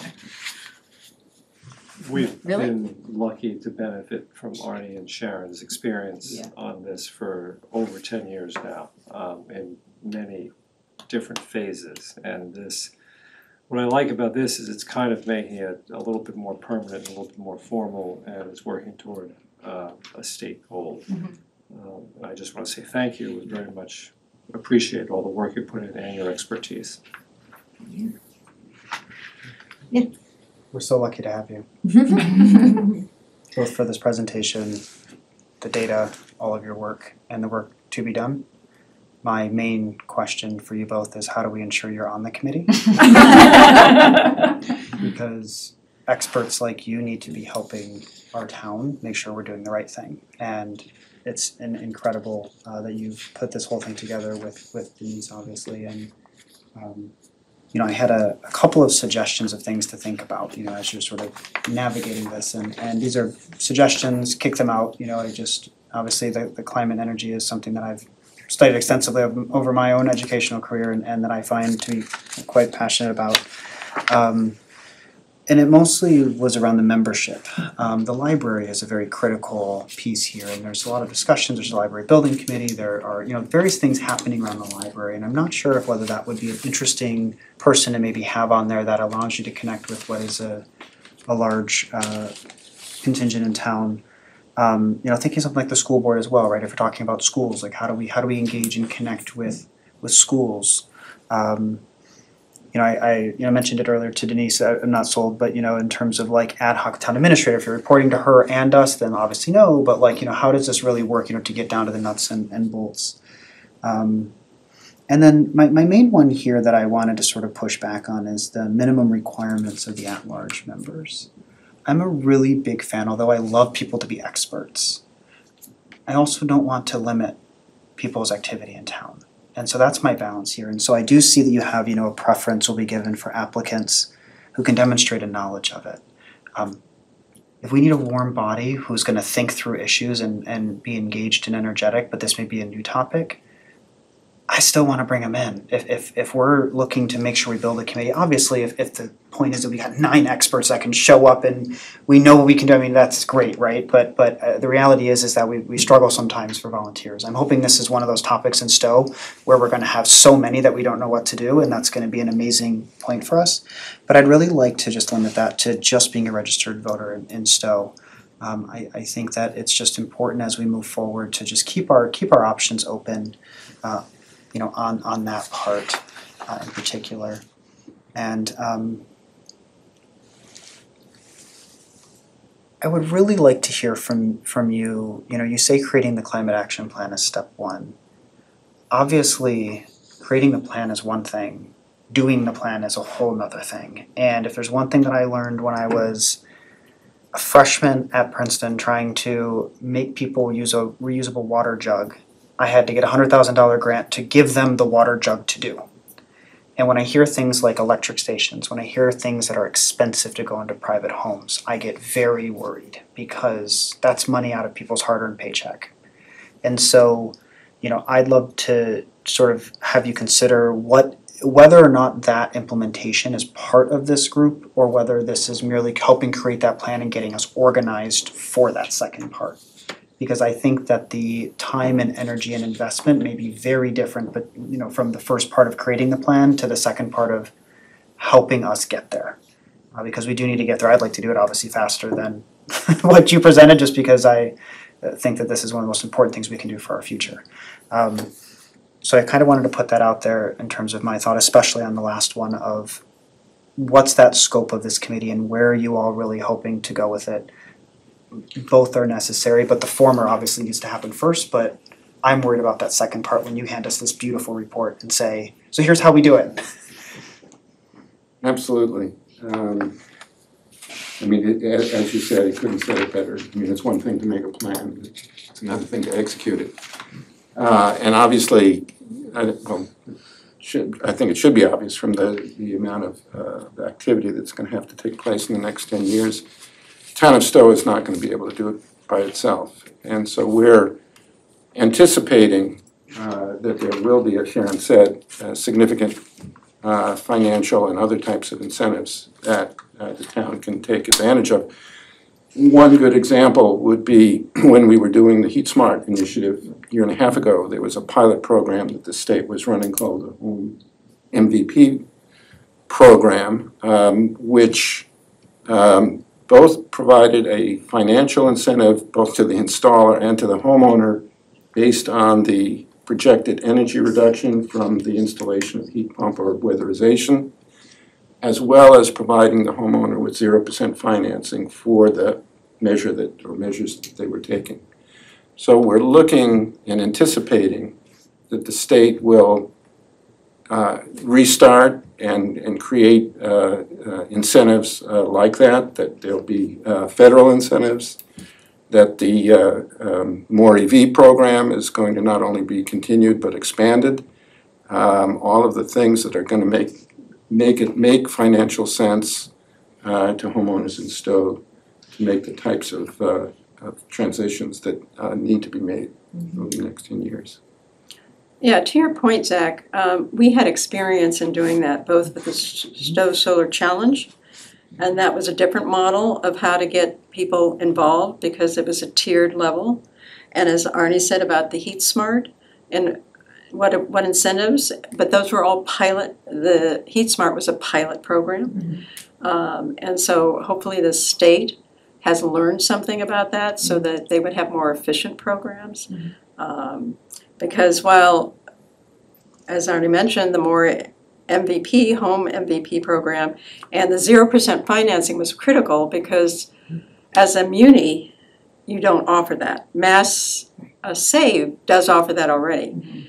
But when you're trying to reach low and moderate income, if I don't have the capital to invest, I don't care if it's zero financing. So there's got to be some real thinking about how to reach other people who, otherwise environmental solutions becomes the rich person's option. So, and we can't do it alone, and that's why I would also think that the Green Advisory Committee, as they work on this plan, implementation, that we also look to the regional, and what can we do regionally to put incentives there. And I think that that plan, once created, it was also my thought, it's just a thought because this is a draft, is that the Green Advisory Committee would be really pointed to start trying to implement and make these things happen. So I had questions also about the membership, but I have to say I disagree with Zach. I actually would want everybody on the committee to have some of those backgrounds. I mean, I would presume actually that everybody that is gonna be on the committee has some of that knowledge that you list, and I would add architecture into there because especially with buildings, that was critical for our school building project to have an architect who, well, we had one on the committee and then our architect itself, but to really understand what it means to, particularly in renovation, how to make buildings more efficient when you're not starting from scratch. Could I amend that to architect or builder? Because often architects don't actually know about the implementation of renovation. I'll take that. But it's sort of just generally in terms of the makeup of the committee, I guess it doesn't reflect to me what I was thinking as you were talking about, it's getting everybody on the same page, and I'm not sure that some of these groups are the ones that are gonna be needing to, will be able to work through the issues to get them out to the public, like, I'm sort of some of the ones that Jack mentioned, with the library, I was thinking the building department, I'm not sure if it's the skill set that you were looking for in those people, and these are appointments by those boards, not necessarily people on those boards, right? So, which is again why I was thinking that then they all should have that sort of general knowledge of the things you list in the for the at-large members. I think that they would need that, but I just sort of, could you talk more about like how you came up with this list and what you were thinking about that mix, or that was Denise, okay. So we thought it was important to pull in the permitting boards since they're the ones that are gonna have to be really on the front lines of these projects coming forward. Yes, we changed it so that it's not necessarily a member of this board, but someone that you appoint to represent you. It certainly can be a member of this board, but I think that's where you could say, we want the building department to represent us. I think 9 is a lot anyways, so I don't wanna keep adding people, so if you want to be more specific, we could certainly change the makeup. I think it's important to have someone appointed by EDIC so the businesses are represented. The at-large community member certainly could be a member of the library. I don't know that, I don't know that it's limited to this group to get the word out. Obviously, this is the group that's gonna do all the work. And then by a series of, we've talked about public meetings, there'll be some outreach. You know, that's where the word will get out. Right. And you have Obviously, Sustainable Stow as the partner in that, right? exactly, So that- Sustainable Stow will be sort of the cheerleaders out there, working behind the scenes of the group that's doing, you know, putting the plan together. But I think, you know, we can certainly look at that, but that's why we gave it some flexibility that it's a member appointed by, not necessarily a member of. And so you were thinking this is primarily staff? Nope, it still can be whoever they choose. They certainly could have a staff member, or it can be if there's a board member that wants to participate, or somebody else that, you know, if the planning board says, well, this builder always comes before us, we'd like them to represent us, that's a resident in town, that's a voter. And I'm assuming that as an official town committee and working with you, if they need help from the building department, you'll facilitate that. If they Absolutely. need resources from the library, you will facilitate that. Yes, I mean, I would envision once the committee is formed, there will be meetings with other departments on their, you know, Council on Aging, how to get the Council on Aging and their population involved. And, you know, they will then meet with individual departments while they're doing their gathering for the climate action plan, because they are gonna need the input from multiple departments and multiple stakeholders in town. I was also assuming the at-large members are appointed by the select. Yes. Yes.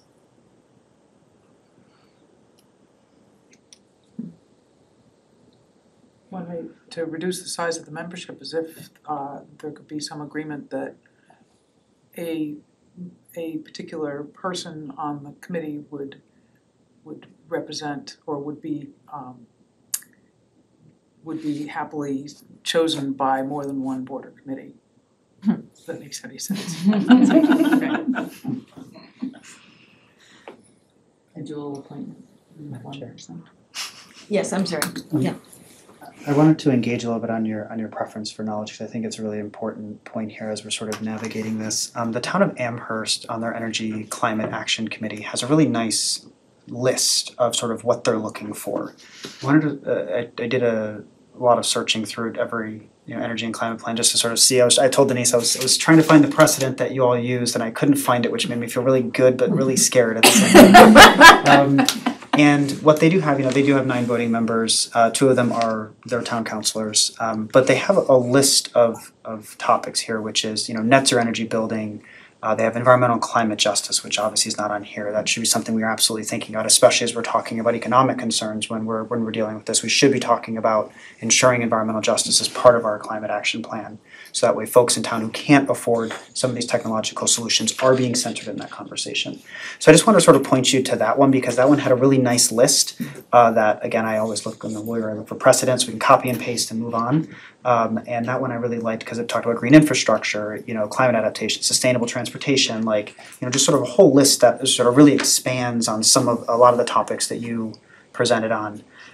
So I think if we would like to include a list, I'd like to make sure that it's as expansive as possible. That includes architects and builders, and really trying to see who we can get at the table that can creatively solve our climate action plan.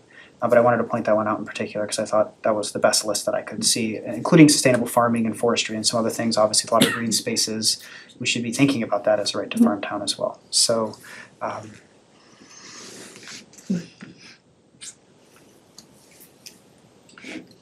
Any other thoughts? So I didn't see this in the motions. Aren't we supposed to vote on creating a committee? If you're ready to create the committee. That was my question. I don't know if people are ready or not. It does seem, in terms of this, the list of membership, I don't know if we need to be more specific or if people have concerns. But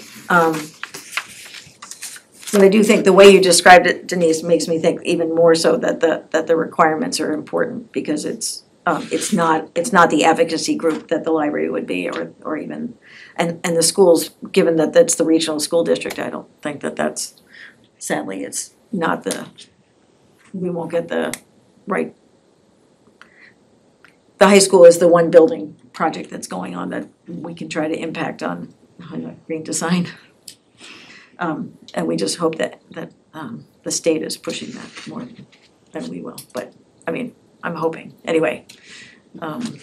But Center was certainly built with this in mind, so hopefully, I would be thrilled to hear what the numbers are looking like on Center since we built it. I don't know if anyone's been tracking it, it was supposed to get tracked, but have you heard anything about that, Arnie? No, and because we're a regional school district, when we became a green community and we're tracking all of the energy use for, excuse me, all of our municipal buildings and vehicles, the regionalized schools were not, Just separated completely.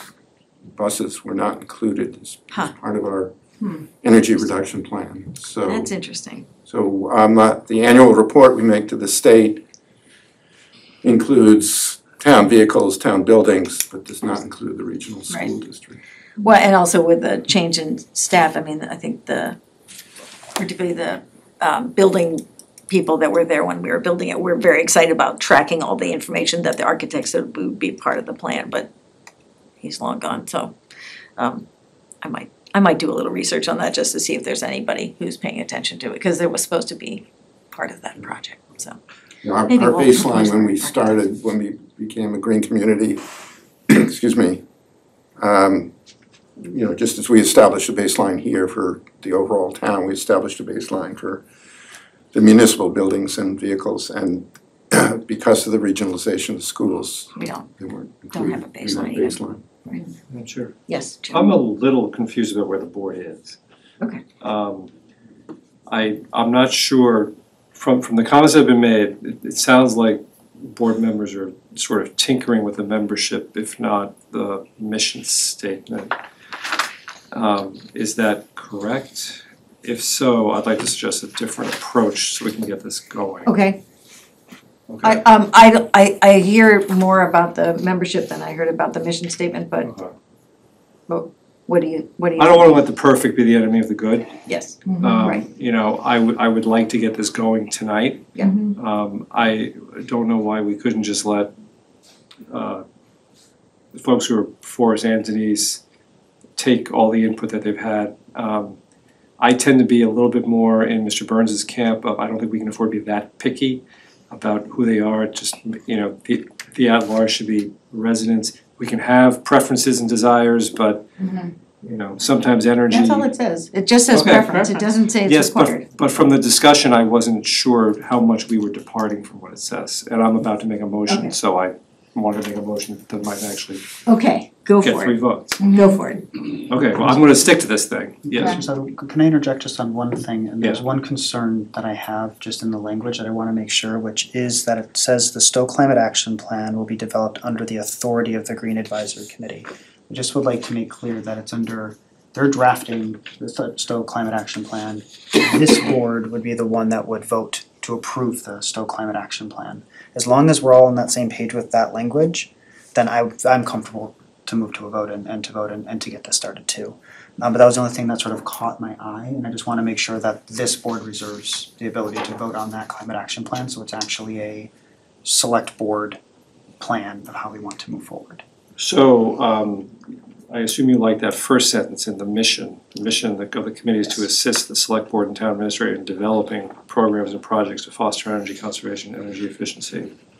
Okay, so, Madam Chair, I move to create a Stowe Green Advisory Committee, the mission of which will be to assist the select board and town administrator in developing programs and projects to foster energy conservation, energy efficiency, renewable energy generation, and sustainable planning. Said Green Advisory Committee will be composed of 9 members, made up as follows: 1 member appointed by the select board, 1 member appointed by the planning board, 1 member appointed by the zoning board of appeals, 1 member appointed by the conservation commission, 1 member appointed by the economic development industrial commission, 2 members appointed by the town's energy manager, and 2 at-large community members who shall be residents of the town, who shall be registered voters of the town of Stowe and will be appointed by the select board. All such members shall be appointed for a term of 1 year expiring on June 30th, 2022.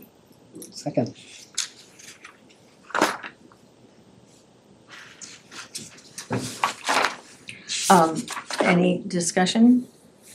Is that So you left off the whole, preferences. I did, because number one, we appoint the at-large members so we can exercise whatever preferences we feel like to that extent. And I'm kind of assuming that whoever does a notice to these various boards saying, please appoint somebody, can craft something from the discussion that occurred tonight and say, this is the kind of person we prefer. I'm happy to amend it though. I'm just concerned that given that this was, the committee is being developed around the permitting board specifically, that we want some baseline understanding of the topic. I mean, and it is just a preference. I mean, one of the boards might still say, nope, this is the person we want to be on the committee for whatever reason they give, but I just, How about we change that sentence to say preference may be given to applicants? So that it's a little softer. It's not shall. May I make a yeah, comment? Denise. So the at-large members are only the two. I just wanna clarify, so the preference. I had asked that it was general. Oh, I didn't realize your comment was general for everybody. Yeah. Okay. That really was misunderstood that I feel like the whole board should have that sort of general knowledge. Almost more than the at-large, than the community members who might just be thinking, just being Yeah. general residents. I kind of agree. I do understand what Ellen is saying as far as that goes, because I do think that Sustainable Stowe is a place for people who want to learn and whatever. I think that the impetus for creating this committee is really to have knowledgeable people in these fields to be able to move the committee forward in a way that other committees are not necessarily set up in this town. So while I completely understand what you are saying, I do feel like I understand what Ellen is saying as well, and wanting to give preference to people who actually have some skin in the game and can really kind of contribute to these conversations in a very meaningful way to move things forward, So can I amend my motion to insert a sentence before the very last sentence that says, all such appointing boards and commissions shall be asked to give preference to applicants who can demonstrate knowledge of energy conservation, sustainability, environmental, and climate impacts, and who are available to attend a majority of scheduled meetings. That would work for me. Second the amendment. Great. Does that work for everybody? Any other comments? Does it work for you Okay. guys? Works. Does- Does it Yeah, work for you? that's more important. Does it work for you too and for Denise? Does that make sense? Do you need to restate it, or is everybody pretty clear on what? Joyce is pretty good. Joyce is Completely. I didn't write anything down. She gets to watch this whole thing tomorrow, so. Yeah. Okay, well, and we had a second on the amendment, so I will, on the full amended proposal, all in favor? Aye. Aye. It's unanimous. Thank you guys so Thank much. you Yeah, very you much. guys- Very, very much. And thank you to your heads that are also part of Sustainable Stowe for continuing on that work too. It's really important, so thank you. As much as I think it'd be great if you were on this committee, if you wanna be, it's also great if you find other people and help them And along. shepherd so that them. you can- That's right. Thank you. Thank you. Thank you. Okay, let's see, where are we at? Oh, permit for the Bike for the Woods. Madam Chair, I'm gonna recuse Yes. myself on this item and move Remember, to the other side of the table. remember, Mr. Salvi will be excusing himself to become an audience member, as he is the submitter of the proposal. I'm a volunteer, so. The volunteer, well, of course, a volunteer. So this is for the annual Stowe Conservation Trust Bike for the Woods, which will be held on Sunday, August 29th. That's gonna be a busy weekend. Okay. Yeah, so Mr. Salby, will you give us a brief update on, what the Conservation Trust does, why they do the Bike for the Woods? Thank you, Madam Chair. So this is a fairly small bike ride that has been occurring in Stowe for about 20 years. Traditionally on the last weekend in August. It has generally taken place outside First Parish Church, but they have a big event going on this particular Sunday.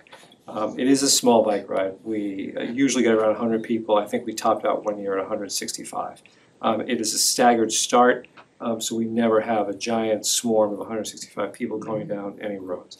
Even though it starts in Stowe, on the whole, it actually doesn't spend very much time in Stowe. Basically, it starts from the center of town, exits out through Taylor Road, we go through Littleton, we come back in, down Boxborough Road, have something to eat at the start, and then a few people head out to the south to Hudson to continue on for another, to try to round it out to a metric century. We're moving it this year to Lower Village, right by the Papagino's, roughly where the Stowe cleanup registration tables were. This gave us a chance actually to make a very important change that I think enhances safety. It's going to go down a very small portion of 117, turn right on Crescent Street, go up West Acton Road, and then make a left onto Taylor, and go out Taylor. All the routes except for the very short one will do that. The 5 miler will take a right on South Acton. The reason that's safer, the old route used to go down Packard and make a left at the Packard-Taylor intersection, which is just horrible. Straight uphill. Well, there's that, but just in terms of sight distance, we never had a police detail, but we always had a volunteer standing there trying to not direct traffic, but to give people a signal to move forward. We won't have to do that this year. There'll be a little bit more of a hill, but it will be safer. Very thorough review by the police department, and I think no major changes at all, and I'd be happy to answer any questions. Great. Chief, since you're here, any thoughts or additional thoughts? We've had success with this in the past, so we're fairly confident that we won't need any police details, and we'll put the word out as we always do with any sort of traffic issues that are gonna come up. I've been looking at like when are the orchards gonna open up to, so that's always a concern.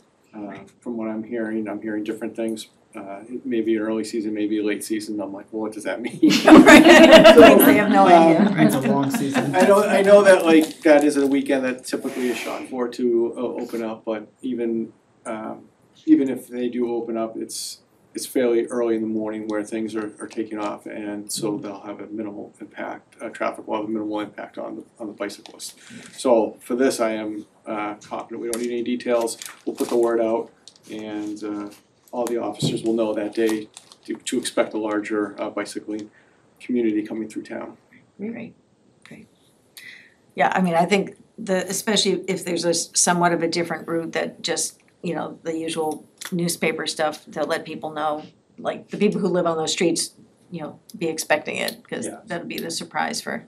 I actually don't think it's that unusual compared to a Saturday. I mean, these are both, Taylor going out, Boxborough Road coming down, these are heavily bicycled routes. But we don't have to yell at you as much as we yell at the other bikers. Please don't yell. Most of us are just doing our best out there. We don't need to be yelled at or buzzed by cars. So, yeah, we've never had, Sunday mornings. It's a good time, yeah.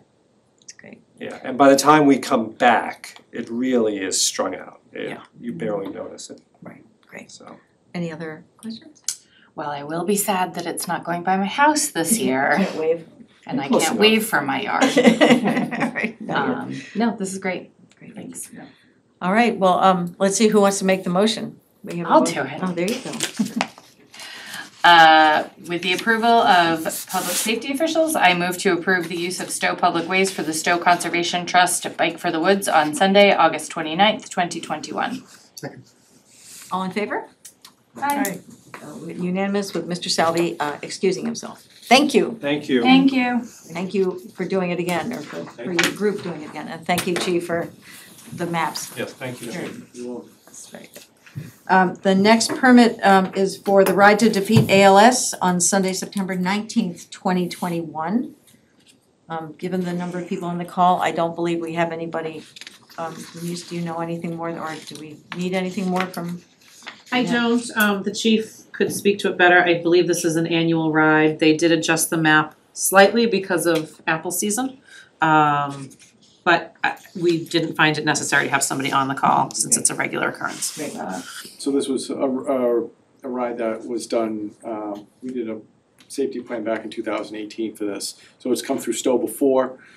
There's minimal road usage for Stowe. It's just Sudbury State Road, continuing onto Lower Main Street in Hudson. And so it's not gonna have any impact on our, it is in September, so our orchards again, and we wanna make sure that, you know, everyone's safe, so they're just gonna be going through a small part of Stowe during that time. Again, no details for this. The officers working that shift will be made aware, so will Stowe Fire Department, again, we'll be putting out the word through our social media as well. They just be advised this added increase, just have a heightened awareness, and we had no issues with this ride at all. And again, it's a Sunday morning, so hopefully it'll have, I mean, it's a bigger crowd, but a smaller piece of Stowe. Yeah. The only concern obviously is that's for many, the route to Honey Pot, right, so.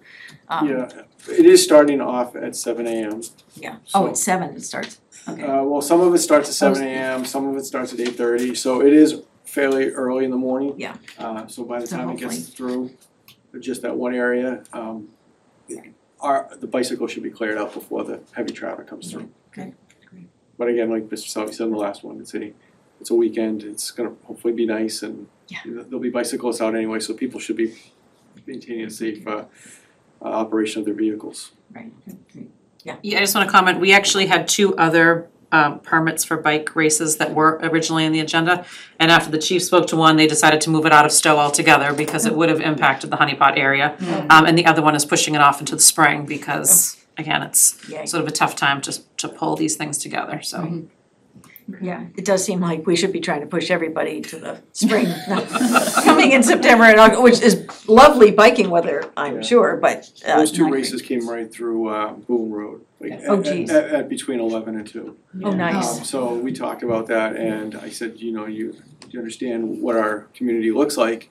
And they're like, no, what are you talking about? I said, well, it's apple picking season, and they're like, what does that mean? And I said, why don't you Google it? And right. And they called me back, oh, we're gonna move it. Well, that's good, that's progress. Okay, so a motion for the ALS bike ride? With the approval of public safety officials, I move to approve the use of Stowe Public Ways for the 2021 Ride to Defeat ALS bike ride on Sunday, September 19th, 2021. Second? All in favor? Aye. It's unanimous, all right. Great cars. Thank you. Okay, thanks, Chief. Thanks, Chief. Let him get to go home. So the next item is the committee assignments for the select board that were pending from our previous discussions. So we had the list in front of us. I think capital planning, we're gonna be having a discussion after this about the role in budgeting and finance, so I thought at least can we hold off until we have that discussion and then see what role we wanna, I mean, it has been, is it a voting member? It's been a voting member of capital planning? Oh, It is, so, but I thought we should just since we're gonna have that conversation about finance, can we just hold off on that a bit? And we'll still do it tonight. The Lower Village Committee, I thought that one we determined was a subcommittee of planning board. Is that not right? Yes, it is. So again, it's, is it a voting, do we have a voting seat on the revitalization? This is your committee, and we call it Lower Village, but yeah. Is it So I've not been on it as a select board member. That's not. You were liaison. I was not on that committee as a select board member. Right. I sort of was filling double duty the last year. Right. As the liaison. Okay. So I just wasn't sure, But I don't know in what this sort of you- new context Right. about whether we're Right. We're holding off on liaisons, so do we need someone on that, is it a voting seat that the planning board expects us to fill, or is it just?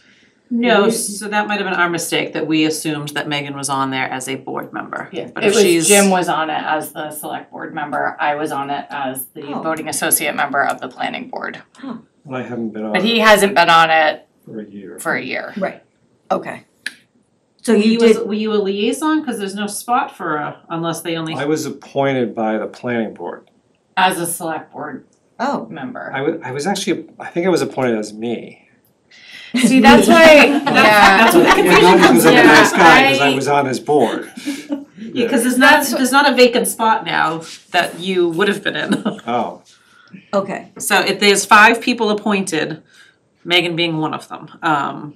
So Okay. maybe if I they wanna be on appointed it, I'll her just- on behalf of the board in And your they place, I appointed- don't know. and then they Oh, appointed, that's what happened. they That's appointed what- somebody At else. the reorg meeting, I was appointed as. see, that's what I Yep, thought you were okay. appointed by them. But Sorry. did this board put you up as the candidate to Yes. replace Jim? So then this board would need to pick somebody Right. to put forward to the planning board. Okay, so, and that is a voting seat. It is, I assume so, It's yes. a full member, for whatever that means, right? Okay. Okay, so given that, I think that Lower Village sort of showed up on our priority list, you know, or in that, I mean, it's sort of a long list, but I don't think you weren't interested in doing this more. Were you interested? I'm very Oh, interested you in are staying interested? on the board. Oh, okay. Yeah. So then why, okay. Yeah. Is anybody else particularly interested in the Lower Village subcommittee? I mean, My don't all plate is jump full. at My once. plate is really full. So I think that someone can make a motion. Great. I will move to nominate to the planning board Megan Birch McMichael as a member of the select board for the Lower Village Revitalization Subcommittee. Second. Can I just clarify how you just put that? You put that you didn't do it the way it was written, so I just, You did it on purpose. yeah, I Because know. I think they have to vote. Nominate to the planning Oh, board. okay, They have okay. to vote. It's a fancy way of saying what Denise said, which is put forth the name. Right, okay, got it, okay. All right, any other questions? All in favor? Aye. Can I vote for myself? Yes, of course. All right, unanimous, okay. It's not like you're making money. All right, on done, it. good on that one. Yay. All right, so that one's done. And then, so just before I get to the library, because I had it in different order, CPC, I think, again, given our discussion about liaisons, that has been a liaison position, and we've talked about bringing them in as part of that, the larger discussion. So I would suggest that we don't assign anyone to the CPC. We cannot have a voting member on the CPC. Right, can't have a voting Their, Because that's their by, articles or whatever it's- the act. yes, right. or that was the very does not strict, have a select board. right, right. So that's why it was a liaison? So that's why it was liaison. Got it.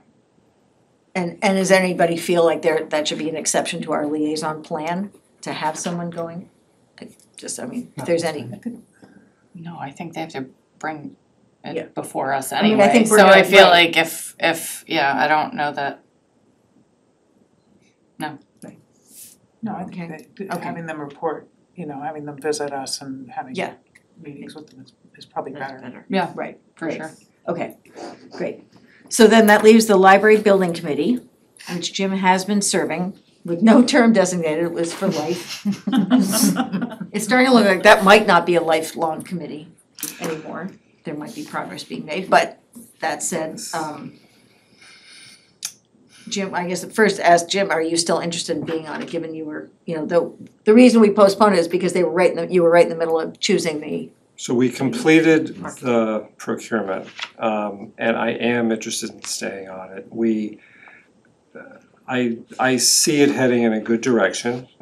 We made a good selection, I think, on the procurement. I've been upfront with this board that there is a point of view that needs to be put forward on this committee that I am putting forward. I think I'm actually having some success lately. As much as a tugboat can influence an aircraft carrier, it takes time and constant effort, but you eventually see, it's a good analogy, come on, you've been to these meetings. It is. You've been thinking about that one for a while? No, I just came up with that. So there has been a certain amount of frustration, I admit, but I've only got one more year to go, and that coincides with what should be the end of the project on the concept design. So yeah, I'd like to see it through. Mm-hmm. Anybody want to Yeah, I'd move to alternate appoint proposal? Jim Sally as select board member of the Randall Library Building Committee until the end of the fiscal year, in which the committee presents design recommendations to town meeting. Second. Any other kudos to you? Thank you. All in favor? Aye. All right, it's unanimous, great. Okay, so we wanted to talk about our role in the sort of budgeting finance area. And I think, there's a number of things this could include, and I had sent you guys, I think, the link to the presentation that I think it was Magic, now I forget, or no, it was maybe Mass Selectmen Association, whoever it was, that did on municipal finance, which I thought was great, and it covered both some nitty-gritty things as well as sort of the role of the select board in finance.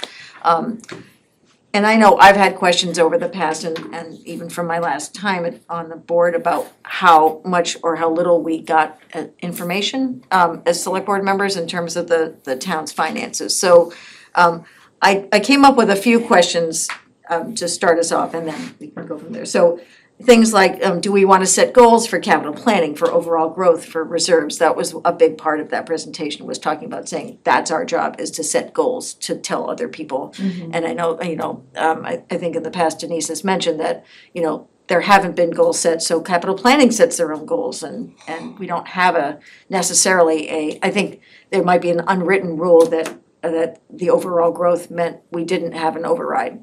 I don't know if it was unwritten, it was probably written down somewhere, but that's been a sort of operating, on the budget side. And I don't know that there's been reserves goals, I think more from the finance committee, but I haven't heard them. So that was one sort of chunk of things that I think, that we might wanna focus more on. The other question, do we want to state priorities such as funding tied to the police accreditation that we talked about last time, in terms of clearly capital needs that hadn't been on their 5-year plan but are gonna come up, and do we want to state those explicitly so that capital planning understands that that's a priority for the town? And then sort of what information do we want and how often, year-end reports, mid-year reports, and then again, obviously through the budget process, where do we wanna hear from, we've talked about having that joint boards meeting with the different boards that involved in budget, and sort of just want to make sure we're on agreement on what our role is versus Denise's role, and especially as this will be her first really complete year doing the budget and having complete control of it, as opposed to inheriting it sort of halfway through, or not halfway, but it was already on its roll. So those are just some of the thoughts I started with, and I'd like to open it up to other people's thoughts about finance and our role. Can I add? Yeah. So there actually is a formal policy, I actually think there's a couple of them, about things like the percentage of reserves compared to the overall budget that we have to have. These are things that the credit rating agency wants us to have and that were created years ago. Mm-hmm. And Bill periodically would remind all of us about them. Some of the goal setting that you're talking about would happen in meetings between the town administrator and the chair of the FinCom Board of Selectmen and capital planning, and then the town administrator would tell the Board of Selectmen about it. So, there was always a meeting at which there would be discussions of, okay, here's the long list of requests for this year. Which ones did we expect from the 5-year capital plans? Which ones are new? And what's the goal? And it was always very difficult to stay at the goal. That would be shared with the board, but I wouldn't say that the board participated in its development. I just want everybody to realize that it wasn't like there was nothing. I personally think that there's more room for that discussion that occurred among the chairs to occur with the full board and in public. Now, it kind of did at the February joint boards. But February always seemed kind of late to me to be having that discussion in public. It's much better, I think, to do it in November or December and then do like a mid-course correction, how we doing kind of meeting in late February. Okay. Does that make sense? I mean, I know you've talked several times about that the chairs did it, and I think that's totally not where I wanna be anymore. Yeah. I'll put it that way. I won't say, I won't value judge that, but I think this board, as a board, as we've talked about, it's a board of 5, it's not a board of 1. The chair Right. doesn't get to speak for us. No, I agree with that. Mhm. And So, I think, yeah. but I think we already have this structure in February. One of my points is I think we should keep Well, that. when you but talk let's about the move structure out. in February, you mean the state of the where the town administrator presents the budget. Yeah, but then we would go around, how you doing, how's Right, but campaign that going? doesn't make any sense. I mean, I mean, again, I'd rather talk about the future. Let's not talk about the past. Right. I mean, let's focus on what does this board, let's focus on the budget right now. Like, what do we want our role to be in the budget process? Are you saying operating budget now? Or capital? Both. I mean, because I think, that on the operating budget, it really is Denise's job as the town administrator to put that together. I think we have the conversation early, whenever, I think, did we decide November was the right time? To have the joint boards where we have that sort of open discussion around, what are people thinking, what are what's CPC thinking, what is the capital planning, whatever, and we have some general discussion and we come to some goals as the select board on where we're going for the next year, but it's still, Denise creates the budget. And we get to hear from it and we get to react to it, but that's really her job, right? So I guess, so on the operating part, that's about as much as we're gonna have, and then we hear, I mean, I don't wanna be surprised to tell me, obviously, we get a copy of the budget and she presents it in February or whenever that state of the town meeting is supposed to be. And we can ask questions and I'm sure if we had strong feelings about something included or not included, we could still have that conversation, but it's still, that's what she presents to town meeting.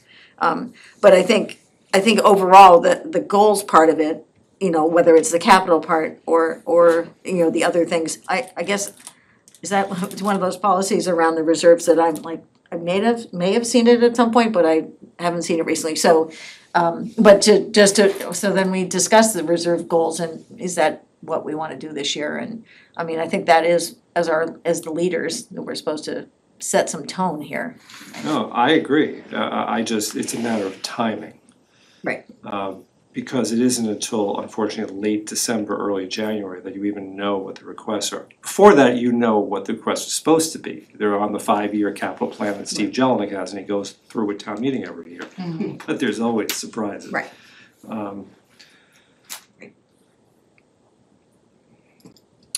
Other thoughts? Yes. I'm not quite sure you all are on different pages. Yeah, I don't I'm think so I'm either. hearing very much that we do have a plan. We would like to meet twice, if not, try twice this year, reflect on it maybe next year, see if 3 is needed. I think that's what I'm kind of hearing. I Yep. think 2 kind of makes sense.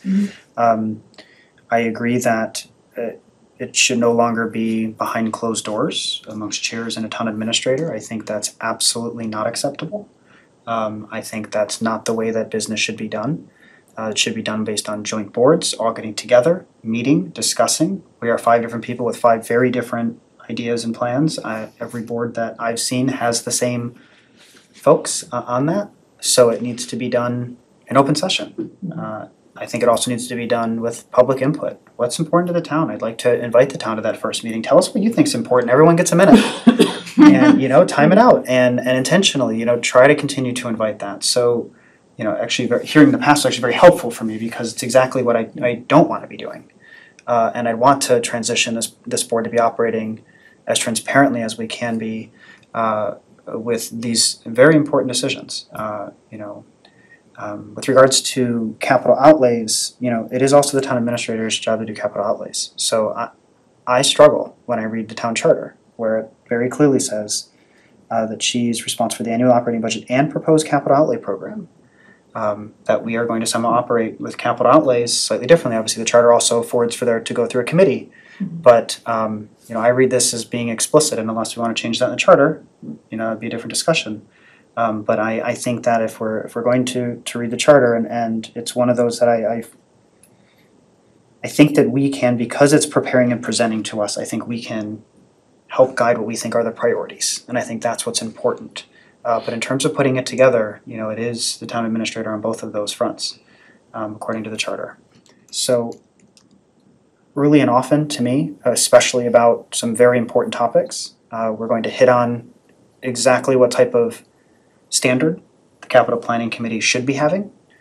That standard may change, may look different, may not look different. I think that's a conversation we have to have. I think it's one of the first ones we have to have. How are we approaching capital outlays as a town? How are we making sure tax money is used efficiently? Is it just delaying it to tomorrow, or is it actually being used in the most effective way and efficiently? I think we owe it to the people that put us on this board to discuss that topic first. From there, I think that it is using our finance and capital planning committees in a collaborative way to also help us, right? I mean, finance committee and their models and all of their analysis, working with Denise, ripping through those spreadsheets, very useful. I would love to be able to engage with them and start talking to them on what does growth look like, helping Denise as much as possible, really trying to take pain off of Denise, because I know that this is very painful in terms of reading that spreadsheet. But very much thinking about how can we help what this looks like, give our town folk projections of what we're seeing, major projects coming down the way, really trying to give people a heads up so they're making conscious decisions at town meeting that are based on our actual 5-year plan. And hearing about that 5-year plan and what that looks like. So that to me is how I see this. I think as a voting member of capital planning, I because that's part of this discussion also, I think that the voting member should be keeping in mind the guidelines and the guardrails that this committee, that the select board wants to put in place. And I think it's really about being a voting member using those guidelines and those guardrails and ensuring that we're matching what the priorities of our town are. So those are some of my thoughts, when I saw the agenda item and put together. I would really, really like to hear from Denise on this at some point, purely because having gone through this on Finance Committee last year with reading the charter and seeing things, I'd love to hear where you see things especially and what can be helpful for you in putting that budget together and being responsive to help you put that together so that way it's done through our eyes and what we think are the town's priorities. I want to make sure that it's collaborative and obviously certain parts of the budget are just certain parts of your budget, but really how we can help make the policies that you think you need sooner than later to guide you into your budget season as well. You want to speak now? Sure. I'm not sure I completely follow where you're going with that. I think for me, it's what we've talked about. This board needs to set your goals. If your goals are to focus on infrastructure, then I can work with that in developing the budget. But quite frankly, the budget is what it is. A lot of those other items will come in with capital planning more than the operating budget. There's not a lot of discretion that we have with regards to the operating budget. It is what it is. It's primarily salaries. But I think that would be helpful. Last year, Ellen, you mentioned Pompo and having someone down there. I mean, if that's a goal of the board to increase the presence of whatever, facilities or event person at Pompo, then I can use that in my development of the budget. I don't know how else I would, take your vision as a board and incorporate that without you actually, the 5 of you saying, these are our goals and voting on it. Because the budget is what it is. Capital, Yes, that's what the charter says. It's not the practice that happens here. I am very used to, similarly to what happened this past year with finance, it is my recommendations that goes to capital, and then they would vote on that. Not getting the request, I didn't even see the request until after they were submitted. So, you know, I think slowly we can tweak that. But I should have a voice in weighing in, and yes, I attended their meetings, but I wasn't weighing in on individual requests or saying, you know, I absolutely don't agree with this one. So I think we can certainly talk about that, but I think that's really where this board will have more discretion, or your voice will be heard more, is when it comes to the capital spending. Can I ask a question? Or I'm going to ask a question. Right now, we have a voting member on capital planning for the select board. Is there a reason that we could not appoint you in that role? Well, Or would that not be? No, because it would be, I would, in accordance with the charter, I would be recommending to that board. And then they would review all of them, meet with departments and provide a recommendation. Okay. It's capital's recommendation Right. that has gone to town meeting. And that's not what the charter says? Well, no, I mean, the charter says that it should be my sort of plan going to capital. Yeah. Got it. Right. And that's not been what's been happening. For- Sorry, I've been for trying to decades. tease this out Right. for the last year and a half. So how it I would works. just say that I think capital planning has been for quite a while, the one committee that, I mean, even though it went against the charter, it actually did serious deliberations and had the 5-year plan that no other, I mean, the finance committee, you know, had it in a different kind of sense, but we never really were thinking much longer term. And so at least we had some context when we were hearing capital planning. And we also always, at least, and this is, I mean, I think this is what most people would say going to town, as regular town meeting members, you'd always have a sense of the context in which capital planning was making their recommendations, saying, we don't, you know, this is gonna be a year, we're gonna have to spend a lot of money, next year, we're gonna spend this much less, and 3 years from now, it's gonna be horrible, or, you know, we saw the debt schedules, you know, we got a lot of information, so all to say that even though I totally appreciate that we can change that I also want to and leave intact a sort of respect for the work that they have done, because I think there's some good balance there that we can, now that we have a town administrator who has experience with this, doing it a different way, that we can modify that. I just, you know. Right, no, I don't wanna take away from what the committee's done at all. I mean, they have done an amazing job, but I feel that I don't have as much input. And again, maybe I could if I voiced that at the meetings. But they're really on their own. They're taking the requests and they're really running with it. But I think you've got the 10,000-foot view of everything, and I think that it's important to have your voice in those or in that, only because you know of other things that they're not necessarily privy to. In making those recommendations, right? And it's, you know, you may have an idea that 5 or 10 years in the future, X, Y, and Z is going to happen that they don't necessarily know. So I would feel more comfortable with you having more of an active role in that decision. Yeah, Jim. I agree. So Denise was going to almost all the meetings last year. And I'm surprised to hear you say that. I thought you had a very big role. I'm thinking especially on one, there was endless debate on some relatively minor highway vehicle. Bucket truck? The bucket truck, thank you. I was there. And you were very important on that. There is this anomaly, you're right, where the actual recommendations to town meeting are coming from the capital planning committee, whereas technically they should be coming from you.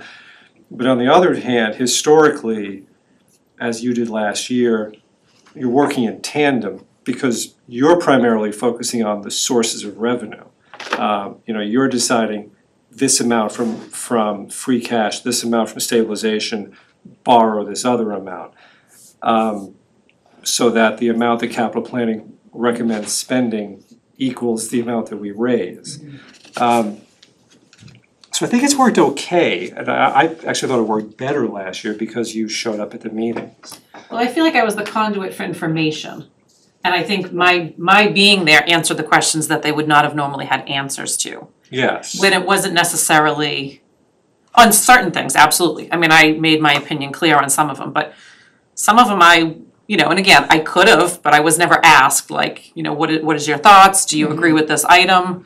Because some of them were just kind of maybe smaller items that didn't have a lot of discussion. Right, even something like a $60,000 renovation to the parking lot isn't gonna make or break your budget, so, yeah, But this is it's second year, this is your chance to, because it was also 3 months after you started or whatever it started and, they're thinking, well, no one ever asked us for it. Sorry, but, yeah.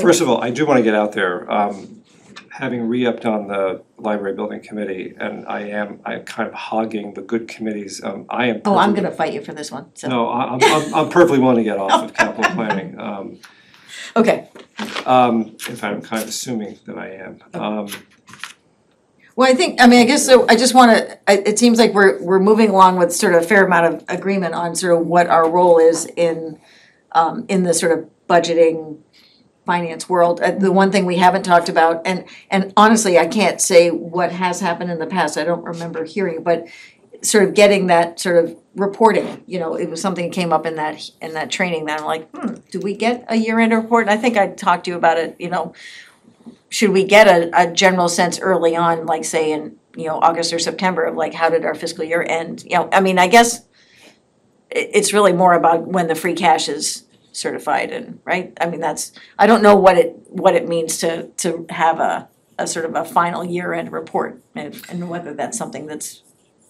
necessary. Well, I guess I would wanna know from you what information you're looking for. I don't know how that's relevant to this board, how the building department ended up their year. If there were significant deficits, we cover that in the transfers, we have those conversations. Right. I don't know that looking at a year-end report of the general fund is gonna really say, it's not even gonna guide you to free cash because so many other things go into it. So if you tell me that you're looking for something specific, I can certainly provide that. I can, at any meeting, I can give you information, but I just don't know that you'll benefit from seeing a year-to-date report. So as a finance person, one of the things that I never get to see at town meeting is like, how much of the budget did a department spend? It actually doesn't get stated, it just says, this is what they asked for last year, this is what they're asking for this year. It doesn't say, oh, but they actually didn't spend $30,000 of their budget, or if there's a big difference. Say they didn't hire someone they planned on, or no, hiring's not a good example, but we don't ever hear what the variances are, and so we just keep saying, oh yeah, they get 3% more. Well, if they've always not spent the money, then why are we tying it up in that line? Now, yeah, I'll just stop there. So I guess that's the only reason I would be asking, like, so how did the departments end? Not a specific line within each budget, but how did each department, did they, are there any big variances, I guess would be my question. Like, not obviously, because if we already know about if they overspend, but if they underspend. Right, but I don't budget based on prior year and just giving it 3%. I make them defend every item, and I went through and cut budgets when they're not spending items, or, we're just budgeting for this because year after year after year. Well, if we don't use that, why are we just budgeting for things? So again, I can certainly provide that, I just don't know how useful it will be for the mass population to see those kind of details. Yes, Zach. You had a conversation on the finance committee last year that I think was along this similar line, and I became incredibly comfortable after the process where we went literally item by item with Denise. Why is there a variation? What does this look like?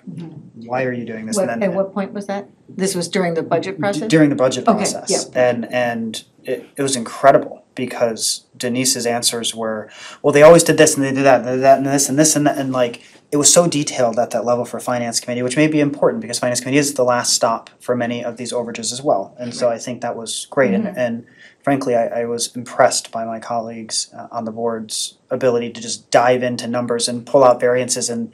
And I feel very comfortable that process is happening at finance committee. Okay. I think that if there's something that rises to the level to this board, it may be important to ask Denise and finance committee to come and help us understand if there is something they think that it's risen to the level of, hey, so there's been this large variation and it's actually important. I want you to know why there's a shift in 75% of the budget here. For example, in snow and ice, where you kept saying, we're just going over constantly. Why are we, always doing overages? Let's adjust that. So that's what's going to explain this variance in the budget. And so I think we have a committee that does that quite well. And I'd like to leave it there and have us focus a lot on, I think what Denise just asked us to do, which is to set our guiding principles, right? We just set one when we passed that green plan. That green climate plan at the top has a statement that is very clear to Denise, I think, in terms of the way this board feels unanimously about how we're going to attack green items. And so I think I'd like to see more of those statements come to Denise, because then Denise can help engage with us and why she made certain decisions, but also when we're at town meeting and people say, why did we do this, Denise? She says, because the board of, the select board said the following, and I take this as my guiding principle. And so I'd like to focus on that as we're navigating this in our next steps of how we want to see, especially capital outlays, in my opinion, moving forward, what that should look like, what is a good, sustainable, strong goal that's going to make our town move in that direction in a really good, fiscally responsible way. That to me is the next thing I think we have to talk about, and I think there's going to be strong opinions on this board and in the town, and I think this is but it's the critical question we have to get to. And I'd like to see us get to that, if not at this meeting, at the next meeting, and making that a central question we talk about. Because I think that's going to really help Denise with their capital outlay program, is knowing how we want to view things as this board and what we think is the right lens through which decisions ought to be made in guiding and designing that program. Yes, Jim. So I think a picture is emerging in my mind of how we might move forward, and I want to share it with you because maybe everybody kind of agrees with it. When we have this meeting with capital planning, CPC, FinCom in, let's say, December, for lack of a better. I think November, we talked about November. Well, we'll have, we'll know the free cash balance, the stabilization fund balance. We'll presumably have some idea of what our borrowing has been historically and what borrowing is on the horizon. We'll have a good idea of what the capital requests will be for this coming year.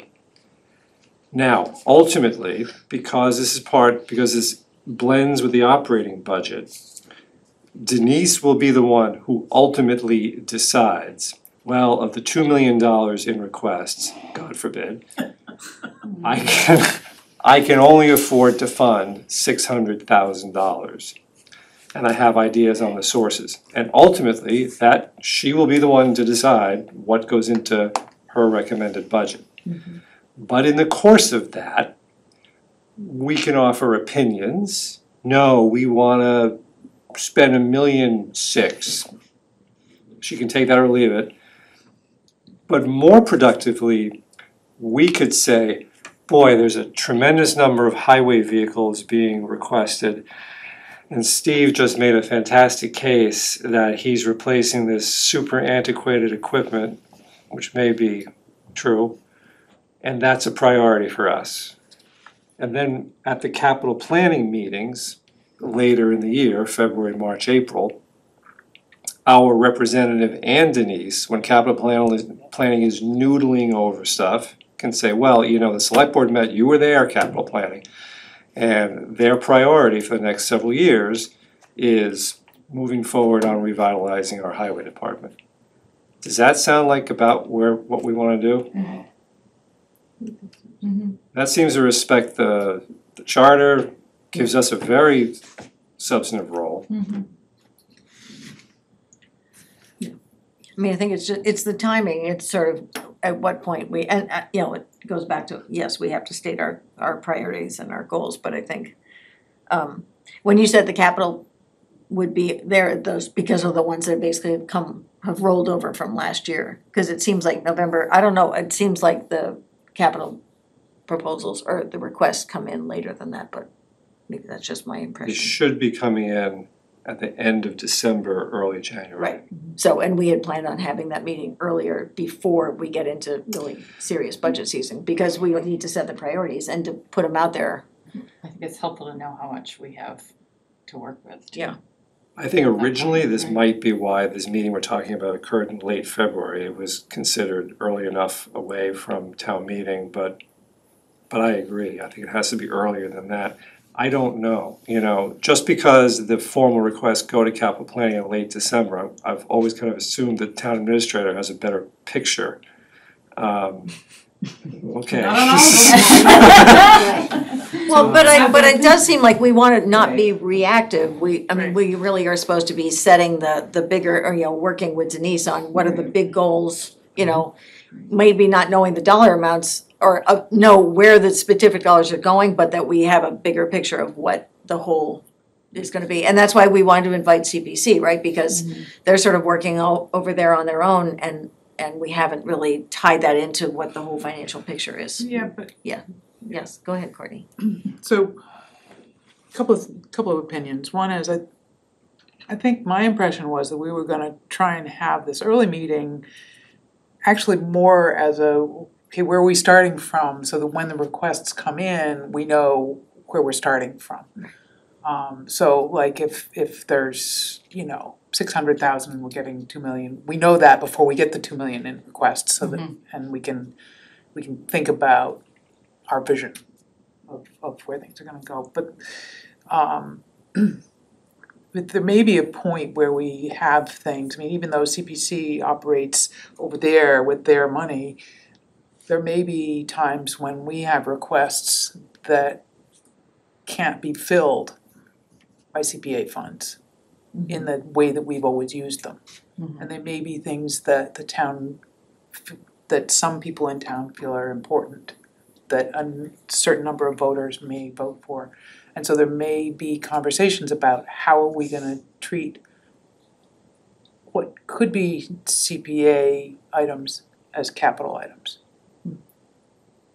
In order to serve, for instance, if we have, a development plan being moved forward for Stowe Acres, which is complex, it's interdependent, the piece that we approved this past year is one piece of at least two, in my understanding. And if we don't get all of the pieces, we don't get any of the pieces. So that places urgency on that particular project, that those requests. At the same time, if something else has urgency for a particular reason, we can. But the question is, are we, how do we, so I think that's the point, is to have this larger context. Right. And we may not be directing CPC on how to choose what they send to town meeting, but we're conferring with them so that everything is in the context. Because capital planning asks them about their projects, even though capital doesn't, it's not technically capital items for CPC. But that is to me, that's part of the problem we've had, that CPC acts like it's their money and it's actually our money. Right. It's tax dollars, and it should be coordinated with capital and with the operating budget, for that matter. It should be coordinated. So we figure out if it's something the town, the town wants to spend money on, we figure out what's the best way to fund it. If that means part of it or a huge part of it comes from CPC, then we do that, or it comes from different places. But that's, to me, it feels like CPC has never felt like they had to set priorities by anybody else's standards. It was just the 7 people or whatever it is in the room, and I think they've been lucky enough not to have to set priorities. They've just been sitting ducks, sitting with their purse full of money, and somebody comes along and says, hey, can we have some? Right, and I think that's a real problem. But it's changing. I think what's really happening is it's really changing. So what I'm looking for is a way to have the town-wide transparent conversation about what the town wants to spend the money on. Not what we want to spend the town's money on. Exactly. So by having these earlier conversations, we open the debate to those that are happy to to attend our meetings. Right, great. Yes. I completely agree about the coordination with CPA funds especially. I sat on a meeting of theirs last year and I was so upset by by a few sentences that was said by the chair. I had to turn off my camera, mute myself, and walk away. So I'm not sure how far they've come. I hope it's moving a lot further. Because the statement was that it was their money and they could do what they want to do with it. And I said, no, that's my taxpayer money. And although you may have a vote, it's what the people of Stowe want to do with that money. And that was very offensive to me. Because that's hard-earned that's hard-earned money that's coming to this town. And so I hope they're coming a lot further than that. And it really made me upset. And I want them to be part of this conversation, and I want it to be collaborative. I want it to really be about our plan. But that was it was one of the most shocking things I've heard a committee say, and it really scared me in terms of how funds are being used. And I'd actually like to offer an interpretation of that. yeah, totally. I didn't need one. It said everything that needed to be said, and that's what scared me even more, is that it was that clear. And so to me, when I think about this, I think they have to be part of this conversation. Yes, under bylaw, it is their vote, and they should be the ones to ensure that it matches what they would like to see, because it is under their bylaw, and the Stowe voters approve that bylaw. But I think that we have to become collaborative. We have to be engaging with all of these boards together and make our plan. It's about making Stowe the best we can without taxing people out of town. And I want to see that balance, and I want to see us get there. Because we're not doing that right now. So I can't wait until we have this meeting, because I really want us to all get on the same page, start really talking about how we're going to financially make sure that we're moving forward, have the brilliant mind of Denise giving us the proposals of both the operating budget and the cap planning outlay, really start engaging on it and trying to come up with a good plan, because I didn't like seeing, well, we're going to fund 50% from CPC funds. What are y'all going to do? Right. That's not acceptable. It's not acceptable as community leaders to do that, and that's what happened. And I think that's just not acceptable. We have to stop that, and it has to be about having a plan and presenting it to the voters at town meeting that says, this is what we think is the best direction for our town, and hopefully they agree with us. So that's what I want to see. And Mr. Salvi, your statement that you made earlier, I think, was spot on. It's exactly how I see it. And I hope we can do it in just the way that you said it, which was about having these meetings, really sitting down, talking about our priorities as a large group, and hopefully moving forward in that. And so I would love to see what you said happen. Well, can I? So can I just do a time check, because I really hadn't been paying attention. It's 9:45, which I had no idea. Yeah, and this poor dear who's just had two surgery doesn't gonna last much longer. I think we could talk for another hour about some of these issues, but maybe we don't do that. And I mean, it's particularly around the CPC, but I think we have agreement clearly that we do a kickoff meeting, or whatever the right word is. I'm starting to think maybe even sooner than November. It's sort of like we want some of the basic information that I think Jim laid out in terms of free cash and stuff, but just to give us time to have that conversation, maybe it's a little earlier than what we had been thinking. And then I think we have a general agreement on the sort of other, that we really have to work on our goals, and was gonna be my next question, is sort of where are we at with our goals, but so can I ask to cut off this conversation at this point, if it's okay that, I know you probably had more thoughts, but we can have them more. Is that okay? At 9:45, I'm absolutely okay. Yes. Are you gonna vote on the capital planning? Well, that's, yeah, so that is, we do wanna finish the committee thing, and I probably made it pretty obvious. I'm really interested in being on capital planning because of the work that they do and trying to get it, sort of adapt to this into more of the Denise process. It's part of the reason I wanna do it, but I also, I'm interested as a finance person to be on capital planning. Can I? Yes. So, while I think that's great, I was going to, not myself, because I have no interest in this whatsoever. I was going to suggest that Zach do it, only because he was just on finance last year, and I felt like and I also feel like as a newer member, those were just kind of my my 2 cents before I knew you were interested in it, so he may not even be interested in this at all, but that was just my 2 cents on it. I'm deeply interested in capital planning. I think that it's, after giving it a lot of thought, I think this is one of the main ways that I can help use my time off of this board and on another board, trying to help move this board's agenda forward.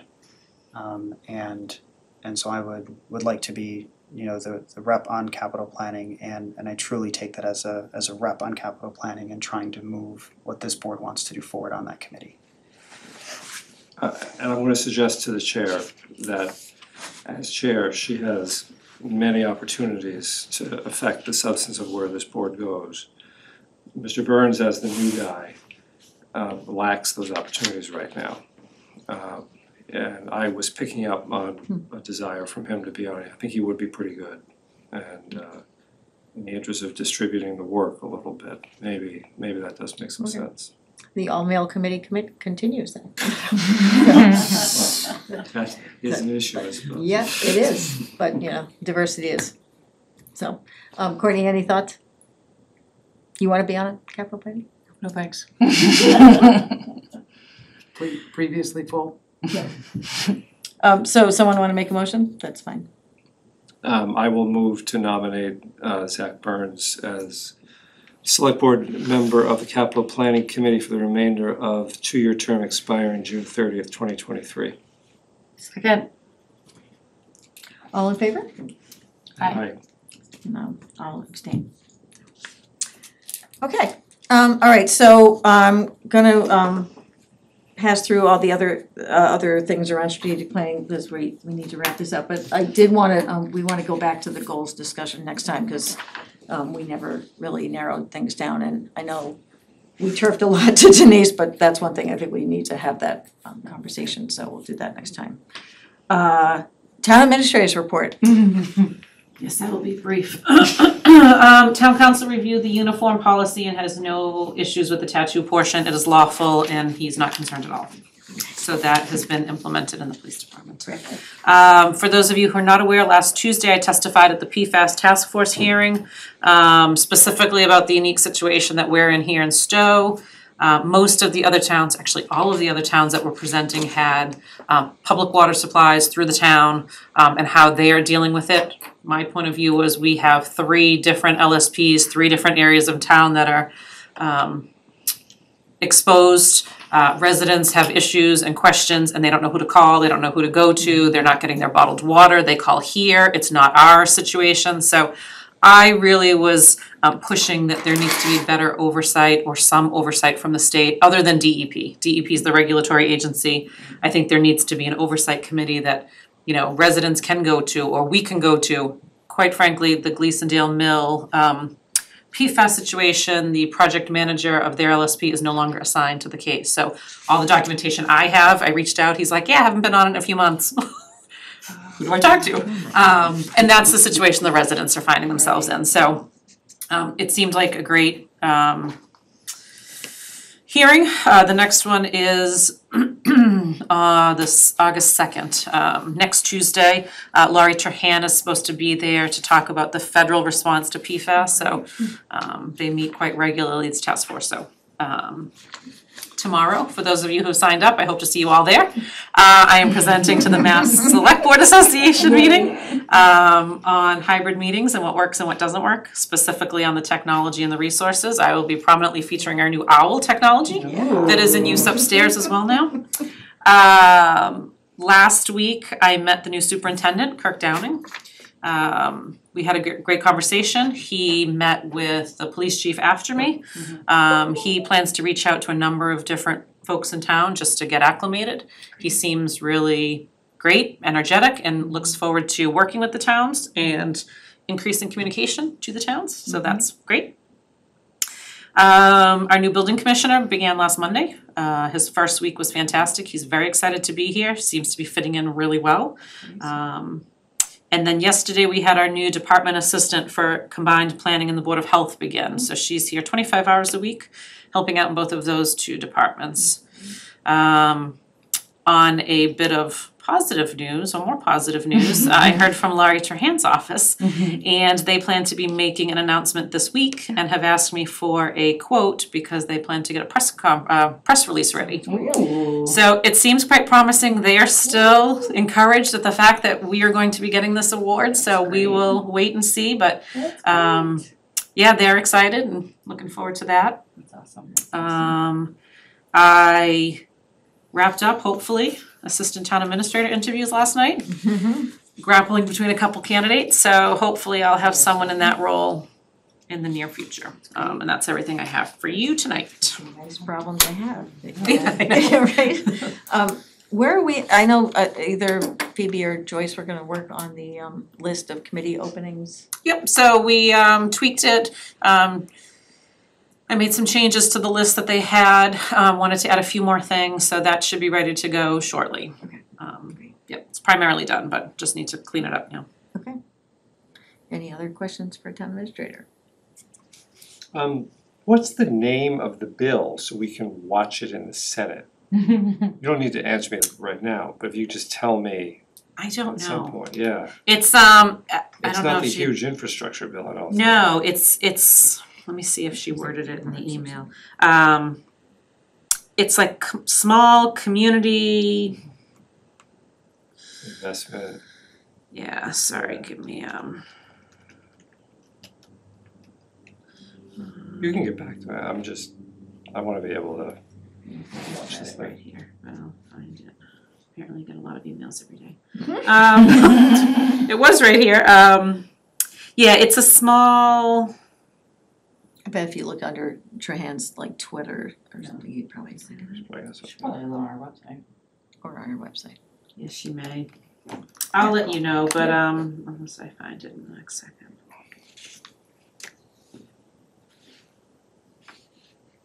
Oh, here it is.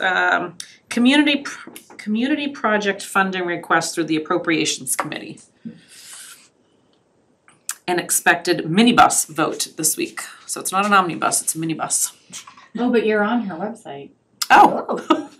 Okay then. Here, I'll send it to you. Not you personally, but the town of Stowe. Town of Stowe.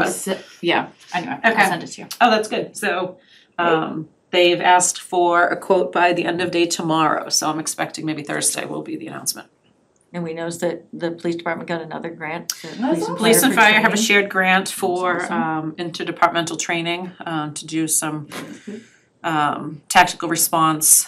The departments do not normally train together. I don't think they've ever trained together, so this is really a great step forward in coordinating our responses. Awesome. Okay, moving along, minutes, July 13th, 2021. First, the standard meeting, the non-executive session meeting. Any changes? It seems like this woman just knows how to do minutes. does. She's good. It's like she gets She the gets detail essence, in there yes. without, or Yeah. the essence without the like excessive And detail. yeah, without being too brief. Yes. So, very See good. how she does with that motion I did before. Yeah, Yes, that's That'll be- Pretty specific. There's a challenge. She'll brain. sneak it in there. That's right. Okay, then I'll take a motion to approve as presented. Madam Chair, I move that we approve the open session minutes of July 13 as drafted.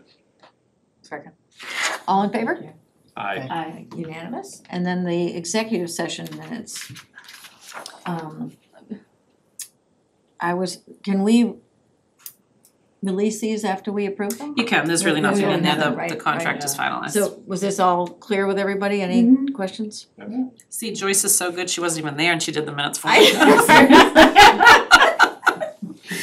Okay, so motion to approve and release? Madam Chair, I move that we approve and release the minutes of the executive session of July 13, 2021. Second. All in favor? Aye. Unanimous, all right. Even any further correspondence? Everybody got the emails today, they were in the packet, but we also got them by email. I think the only things we didn't get were 2 hearings about zoning or ZBA hearings next month. And that's about all there was for correspondence. So with that, I will ask for a motion to adjourn. Motion to adjourn. Second. All in favor? Aye. Aye. All right, thanks, everybody. Good night. We'll bring coffee next time.